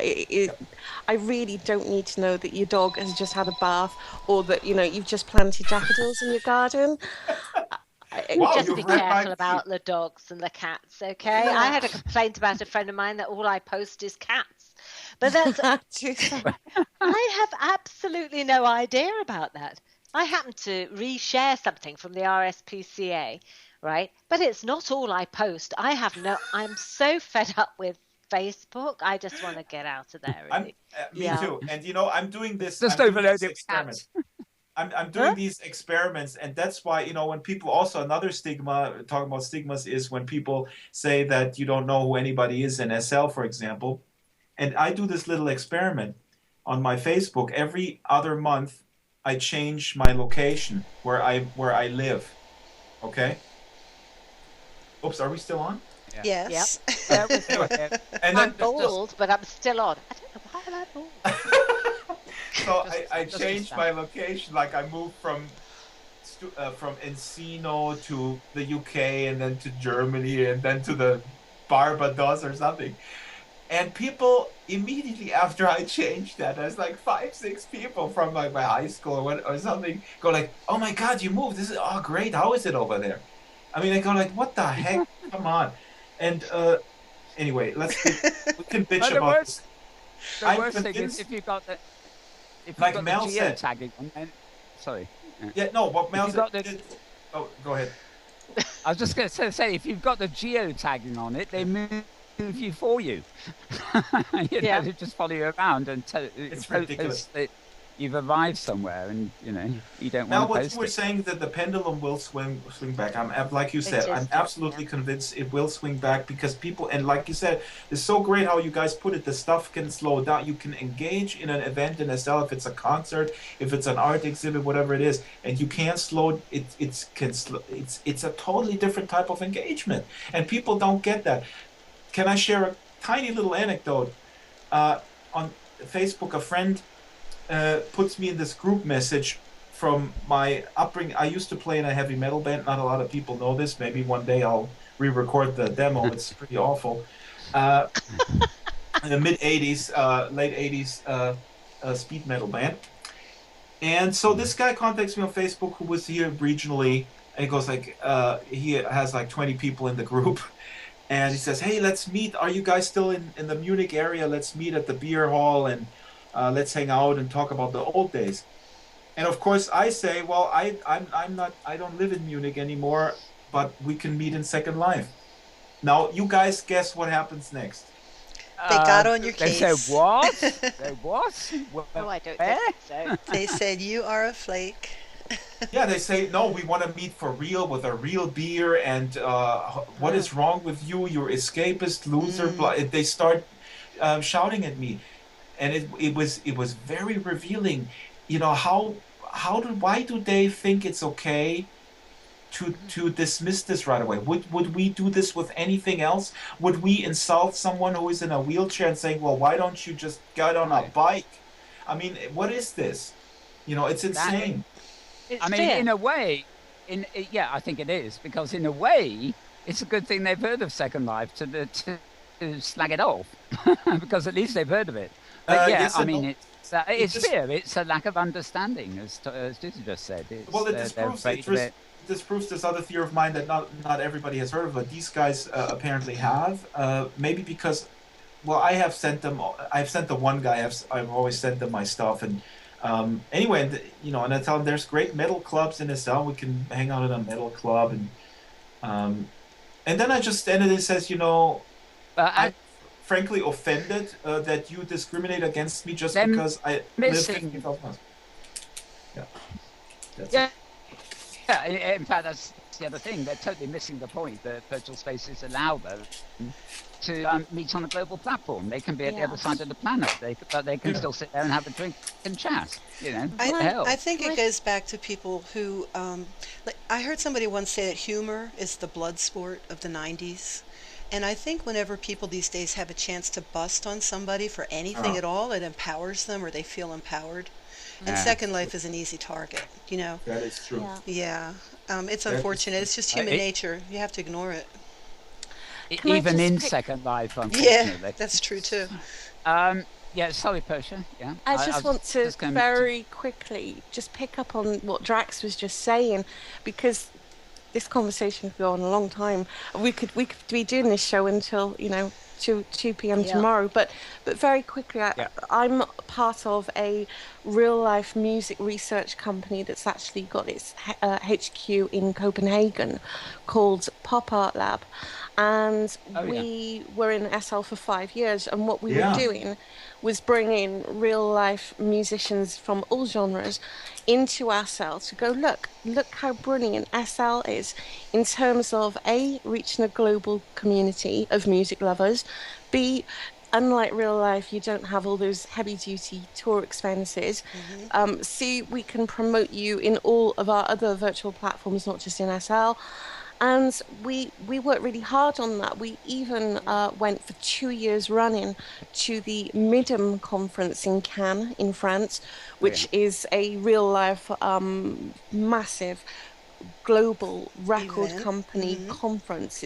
It's where all the record companies converge every year, and we gave presentations real life to like everyone from Warner Brothers right the way through, and their initial reaction was wow, because obviously it's such a cheap vehicle for promotion, particularly for music, but none of them really picked up on it because unfortunately they've got this really bad concept and conception of SL, this idea that, you know, it just all loses, like Drax was just saying with his heavy metal cronies, his speed metal cronies. I've got to see that video, Drax, by the way. Yeah. I mentioned at the top of the, when I was doing my news highlights, that the Third Rock Grid has actually started a campaign to go after real world musicians and bring them in. And I'm beginning to wonder if, if you're in the same position but didn't mention Second Life and its reputation, maybe they have an advantage. What is the reputation, and why is it? I mean, it was an awfully long time ago, really. The other thing, I mean, is this a case for changing the name of a platform? You know, what we say, Second Life, but I mean, that's always a dodgy thing. You know, they change Windscale to Sellafield and the smell is still as strong. Yeah, exactly. Yeah. I think it's just an easy target. You know, it's an easy target. This is you guys with Pop Art Lab. I think again, this was ahead of its time, and we always have to keep in mind. We have to keep in mind that the hype that happened was at an inopportune time, because at that time the technology wasn't stable enough to if the technology at that time would have been stable and it would, everything could have, we may already have the 3D internet, or Second Life would be synonymous with the 3D internet. Who knows? But it was just, a lot of things have to converge. If you think, and it's as a technology issue, then, we can say that the tablet, that Bill Gates had a tablet a long time before the iPad, but it just didn't fly. And all the, I agree, Drax. And you ask any musician that comes into SL, and the streaming Inworld is always an issue. It's not that easy, and obviously it's very limited. But it wasn't that, unfortunately. It was more the idea, the concept of SL, itself, how it was being seen by these big record companies. And we worked really hard. But, maybe the future. I'd like to. Okay, we've been on for a while. I'd like to start shifting. I do have to go. Conversation here. I do. Thank you, Draxtor, because I thought you were going to be 20 minutes, half an hour, and it's been absolutely great. So if you do want to hop up, hop off, Petlove will discreetly turn the camera away. But Dousa, first of all, she has to go off building soon too. In fact, we all got to go off building. But thank you, Drax. Yeah, we've got deadlines. Actually, something you might be interested in that anyway. Actually, because of announcement to make about a new sim, which is very much involve outreach in ways. That open access. I'll hand that over to you, Dousa. Yeah, it's interesting that you say, and I'm starting to sweat here, or glow, as we ladies do. I'm sweating. Glow will do. But basically, I was thinking about the health issue. I've been thinking about this for a long, long time. I work in media in RL, and partly in the communications side as well. So I've been thinking about this. One of the great advantages of Second Life is that it's sort of untapped in a way, which is about outreach in all sorts of forms: diplomacy, outreach, building bridges, all of that kind of thing, information and support. And there are many, many, many, many, many concerns in Second Life that have wonderful sites here for information, education on all sorts of issues. Normally, as Metaverse Television, we tend to stay out of it, report on it and film it, and keep one foot out if you like, so that we can keep a non-judgmental attitude. Recently, though, I work part of the time with a group of people in real life, to do with communications in health. So we teach people to talk to each other effectively, and particularly about health issues. We teach doctors to talk to patients. We teach nurses to talk to patients. We teach corporate people, all that kind of thing. A little bit of background about this is that it's an issue that's kind of dear to my heart. It's been building up for a long time. I tend to keep these two things separate. But recently, in the last 5 years, I think more of my friends have got cancer than haven't. And I just found that astounding. You know, I mean, given the figures and everything, I personally am not a cluster group, you know, but it seemed to me that the figures were really not very accurate that were being given out in public. That's my personal view. It was becoming more and more necessary for me to speak out about it. And we do things for Relay for Life, like we use the Metaverse stream to stream Relay for Life under the Relay for Life banner and things like that. But what has happened is that a friend of mine has been diagnosed with lung cancer. She doesn't have a good prognosis, and we work with her in communications, and I've worked with her for years.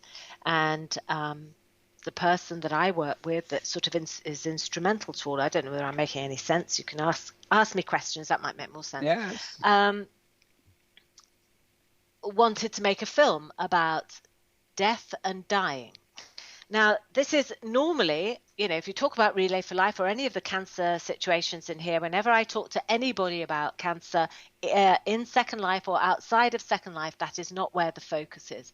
But in the communications world, there is a focus on this because it's really, really, really important to all of us in that network that people are well looked after in the end of their life, towards the end of their life. That is a really good point. Absolutely. Yeah. Well, what has happened is that one of our colleagues, she's a clinical psychologist and a facilitator in real life, is dying. She's reaching the end of her life, and it's through lung cancer. And she wanted to make a film at the same time as we were thinking about making something about death and dying. So, of course, those two things married well. And the results of this is a film that is showing on a sim that we've built called Talking About Cancer. And Jerry Blaish is the clinical psychologist and facilitator who's suffering from lung cancer at the moment. All of her family pretty well have gone on one side of her family. And she's now reaching the end. She wanted to make this film, and she wants as many people as possible to see it. Now, I know that that's a big ask, right? I was approached in order to distribute this film, or to help distribute this film. It's been made by Debbie Manship of Roll Call and Tim Payne of EDC Video. And it seemed to me that showing it on Metaverse Television Stream wasn't quite enough.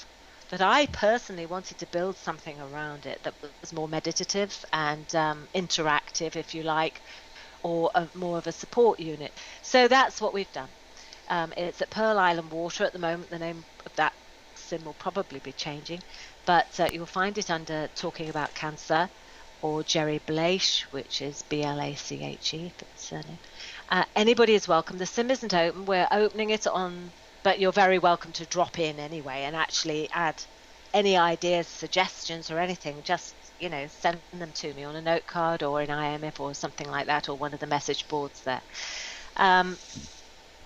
Now, Mal, you were talking earlier about how important it is for people to be able to find their way around here. And I do know that there's a real life contingent, if you like, who aren't residents of Second Life who will be wanting to see this.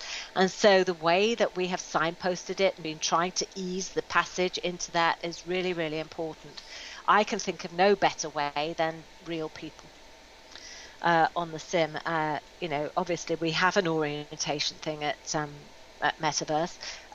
We have a person allotted to show people, very kind young man who was on the teen grid, and Elijah Firelight, and he's terrific at it, and assumes much responsibility for it. But I think, as far as this sim is concerned, that any feedback we get from anybody finding difficulty finding their way around or anything like that, or, you know, how to influence that sort of area of pathfinding specifically, please just feel free to let me know. I'm happy for questions, really. I don't really know what else to say. So if people want to come in and have a look early, which we said is okay, it's better. They need to look up a sim called Pearl Island Water, 3 words. If you look that up in Second Life search, you'll be able to just TP over there. Yeah, or if you get to Metaverse Island, it's right next door. Oh, that's true as well. So you can use both. And I of course, have seen this being built as it's coming along, and it's got that a lovely, quiet serenity about it, which I guess is what you're after. And then these sort of specific areas for talking, watching individual parts of the film, or indeed watching the whole film itself. And, you know, designed so people can take it in their stride. You know, they can go for one sitting, or they can go for exploration, or they can watch individual sections and then go off and do something else. They can have a virtual massage, which is probably about as risque as it gets. You have a bit of a laugh as well. Yeah, there's some great stuff there. Do not forget the humour of everybody concerned with anything to do with it. The humour is absolutely paramount, and very often we feel that we can't laugh at things. I mean, Jerry is an amazing person. She's described by Debbie as an extraordinary woman, and I think that's very fair to say. One of the things that we've had feedback from the people in Metaverse team is that she's just, I don't know, she draws you in. That is her skill. And it isn't all doom and gloom, for God's sake. Please don't think that, you know. We have a few laughs as well. So we're going to be doing the launch with lots of music and poetry and things, starting from 1 o'clock at the moment. And if I get more musicians and poets and who knows what else, we might be going earlier. So that's next Saturday on the 8th of and June. no doubt later, next Saturday, yes, probably later too. So we're better luck with the whole day. At the moment it's between 1 and 5. It carries on from 1 till 5. The film will be running. There are specific areas for watching the film and what have you. So, yeah, questions on a postcard. And for those who can't make it in, and we'd really love you to make it in, of course, but it'll be on Metaverse TV's channel as well, won't it? Yes, I believe. Yeah. Fed into the channel. It's available on the website, and it's available at the live stream video library as well. Dousa, fabulous project, a fabulous project, and I would absolutely salute you for taking on what I think is a stigma for a lot of people who don't have cancer, have never had cancer, and I think a societal stigma, at least in urbanized in Western culture. It certainly is a stigma in the U.S. to talk about death. You know, death is something that is sanitized in all sorts of ways, and so people, I think, people are afraid of it. People are afraid to talk about it, and I think having spent a number of years working for a nonprofit cancer retreat center that provides retreats for people with cancer at no cost. One of the clear messages that comes out of that process and how people approach it is that it's not necessarily about defeating cancer as far as an individual is concerned. It's not necessarily about getting better from cancer and getting it into remission. It's about quality of life. It's about living with cancer. And the emphasis is on the living and the quality of living, however long or short that life continues. So, it's getting into hospice when it's making a hospice decision of saying, no, I'm not going to do any more treatment. My sister is is in hospice for lung cancer as well, and she arrived at a point when her last round of chemo almost killed her, that she said that's it, and she's having a great time. You know, it's inspiring to see. So I really salute you for what you're doing there, and for that rounding out of the whole picture. So thank you, Tara. I mean, I do intend that if there is a demand, or certainly even if there isn't a demand, if people just want to come and sit and talk about just that, Tara, you'd be really welcome. I have talked to some of the people that I know who are suffering from cancer, and they want to talk. This is this is real life people. Well, obviously we're all real life, but these are people who are not in Second Life. They want to contribute to it because they've watched the film with Jerry. They would like to contribute their experience with it as well. So I'm probably going to be doing some out of world and in world recordings for them as well, so that people can listen. It wasn't intended. This is intended for everybody, really. People who have had no contact with cancer, perhaps, but are curious about it. For health professionals, Jerry is a very experienced health professional. Let's not forget that, And from the sufferers, from the carers, anybody really. And this just goes to show the depth that Second Life can offer us.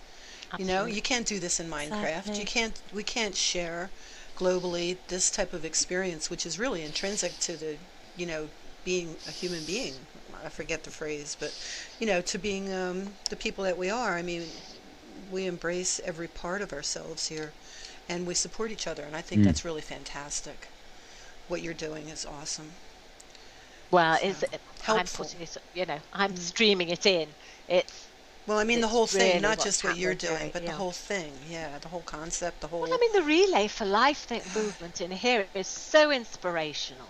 Mm-hmm. It's so inspirational how people, they may not be able to get out there and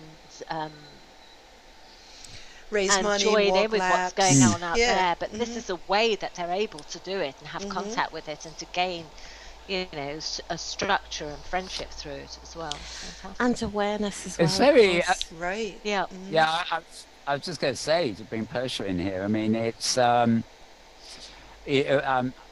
for Life, principally for the American Cancer Society, that I gather they certainly work with organisations and distribute accordingly. But all this week, Safir's not here, of course, has been hosting talks at the Home and Garden Expo, and that may sound great for interior design in Second Life, but don't forget this was raising money for, in this particular case, cancer research, because it's the American Cancer Society. But Persia, you have some phenomenal figures from the week, don't you? Yeah, I've been in terms of it's been a really impressive week. We've hit 6.5 million linden now, which is let me just work that out. Being a Brit, my conversion rate, it's $26,013 US at the moment, and that's just from the Home and Garden Expo, which has been running over 11 sims in total, because 8 were dedicated to actually hosting new products created by SL home and garden and landscaping designers, but we also had one full sim for entertainment and then 2 for breedables. So this has been it's been a brilliant experience to be part of, part of the whole Relay for Life SL calendar of events, if you like, which starts, in sort of March and goes on, well, all year round, to be honest. So yes, exactly. 1 month break somewhere, I believe. Exactly. It's an ongoing thing, and again, like Petlove said, a brilliant showcase for the positive side of SL. For those people who go, well, it's just a game. No, it's not. And it's very important as well, actually, to say how all the Relay for Life events, that it most certainly is about raising money, but it's also about raising awareness, because it is cancer is a scary thing. I've never been touched by it yet. I've known plenty of people real life who have been. And that project that Dousa's talking about, again, is just going to only help, you know, kill some of the misconceptions and the fear and surrounding it and offer support. And most important is the support. The support that's available to people is just wonderful. It really is. Well done, Dousa. I'm proud of you.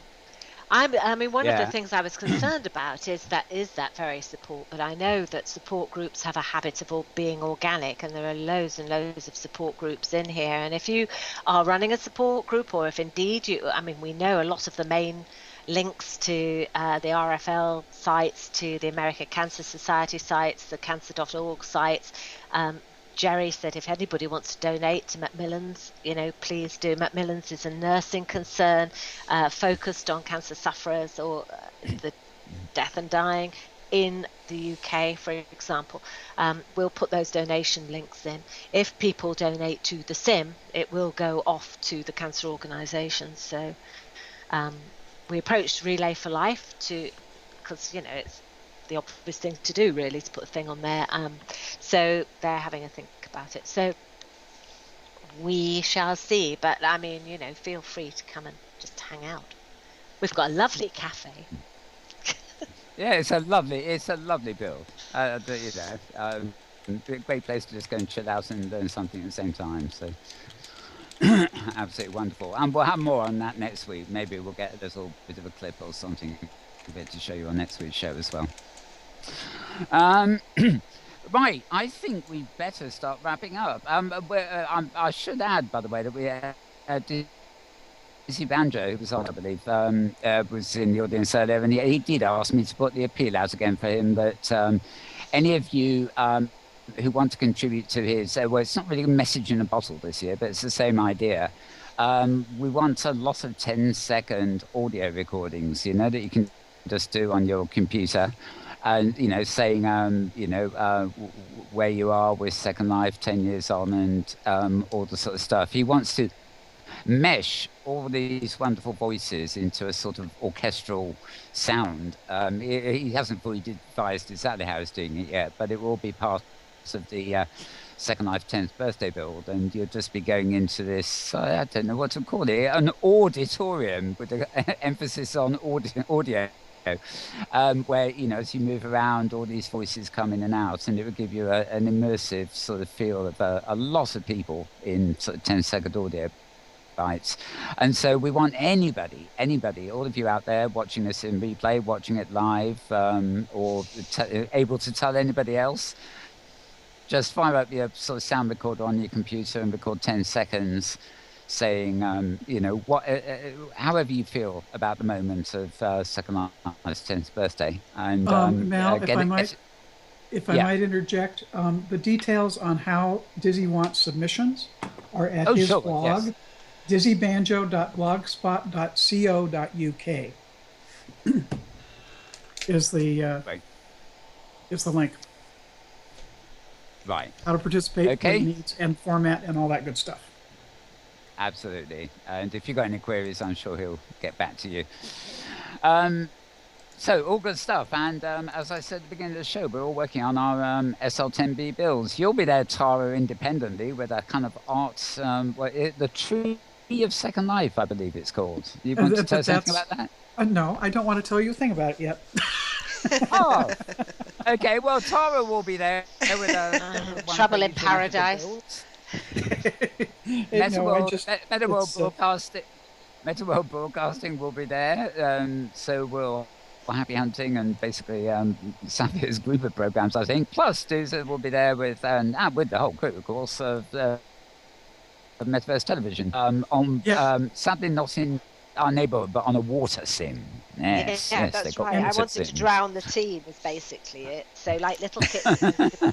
and I think Persia needs to depart now, so maybe we should toss the microphone to her so that she can say her goodbyes. Well, I was just going to say, if anybody else has any other news of anything else coming up in the week to tell us about, we'll start with you, Persia. And when is the new Bossel out?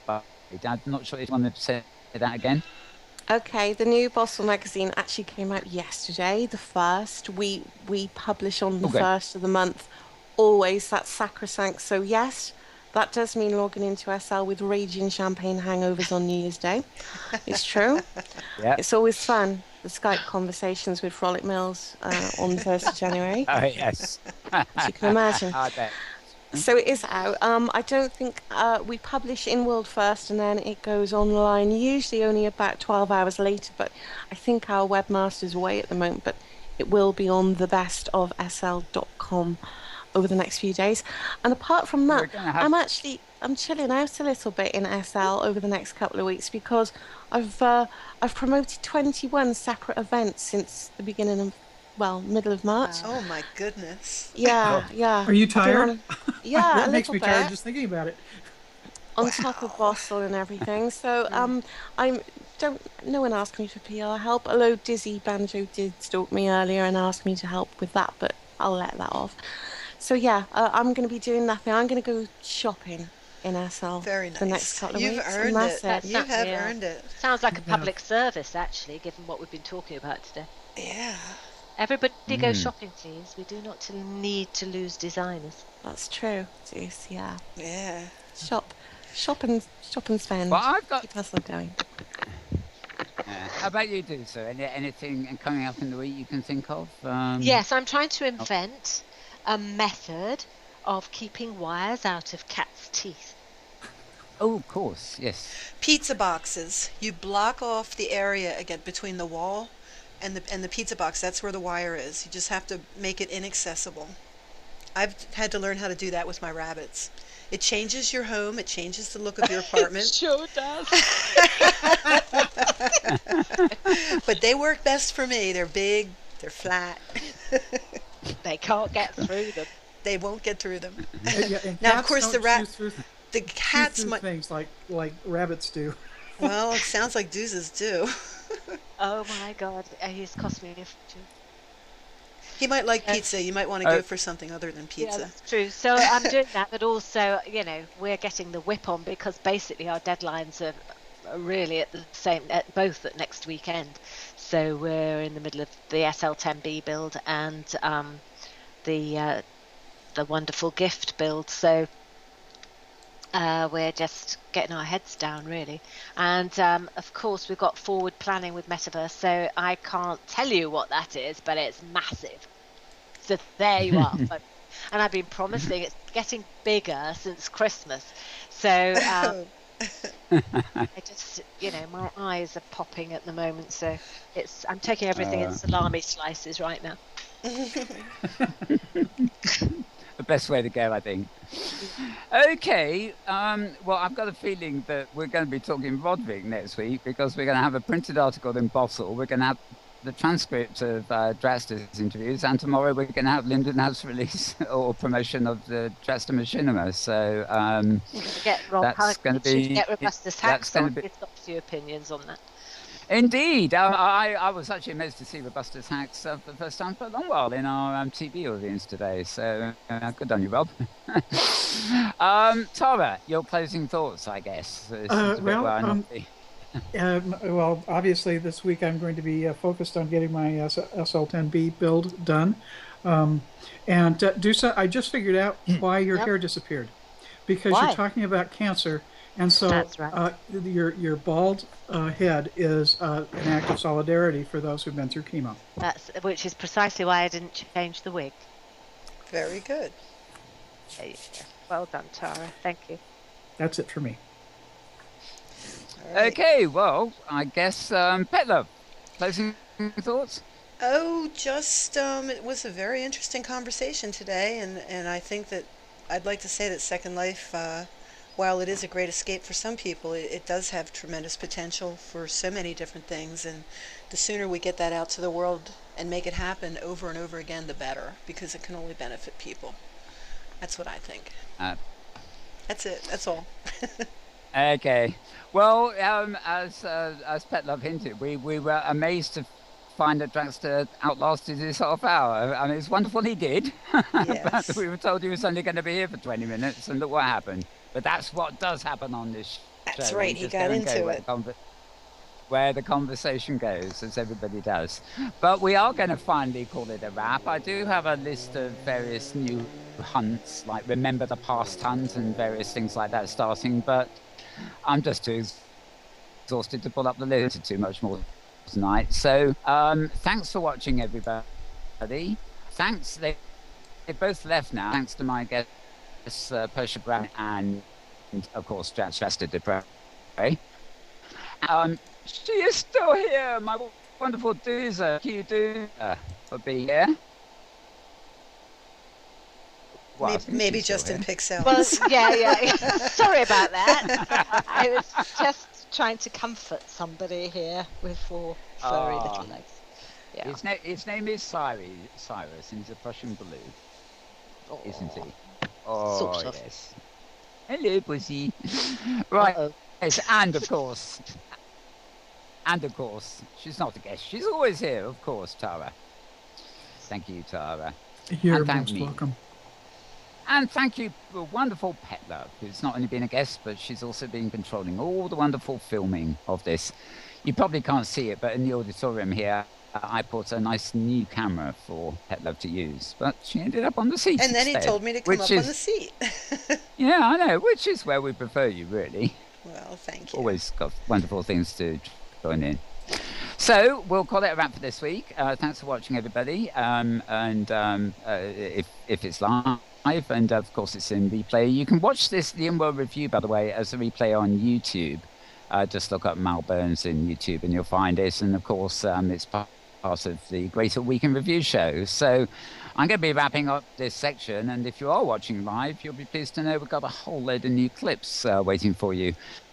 There's no time to show them all, but we're going to start off with a few incidental ones, including the 5 new entries this week to the University of Western Australia's Reflections.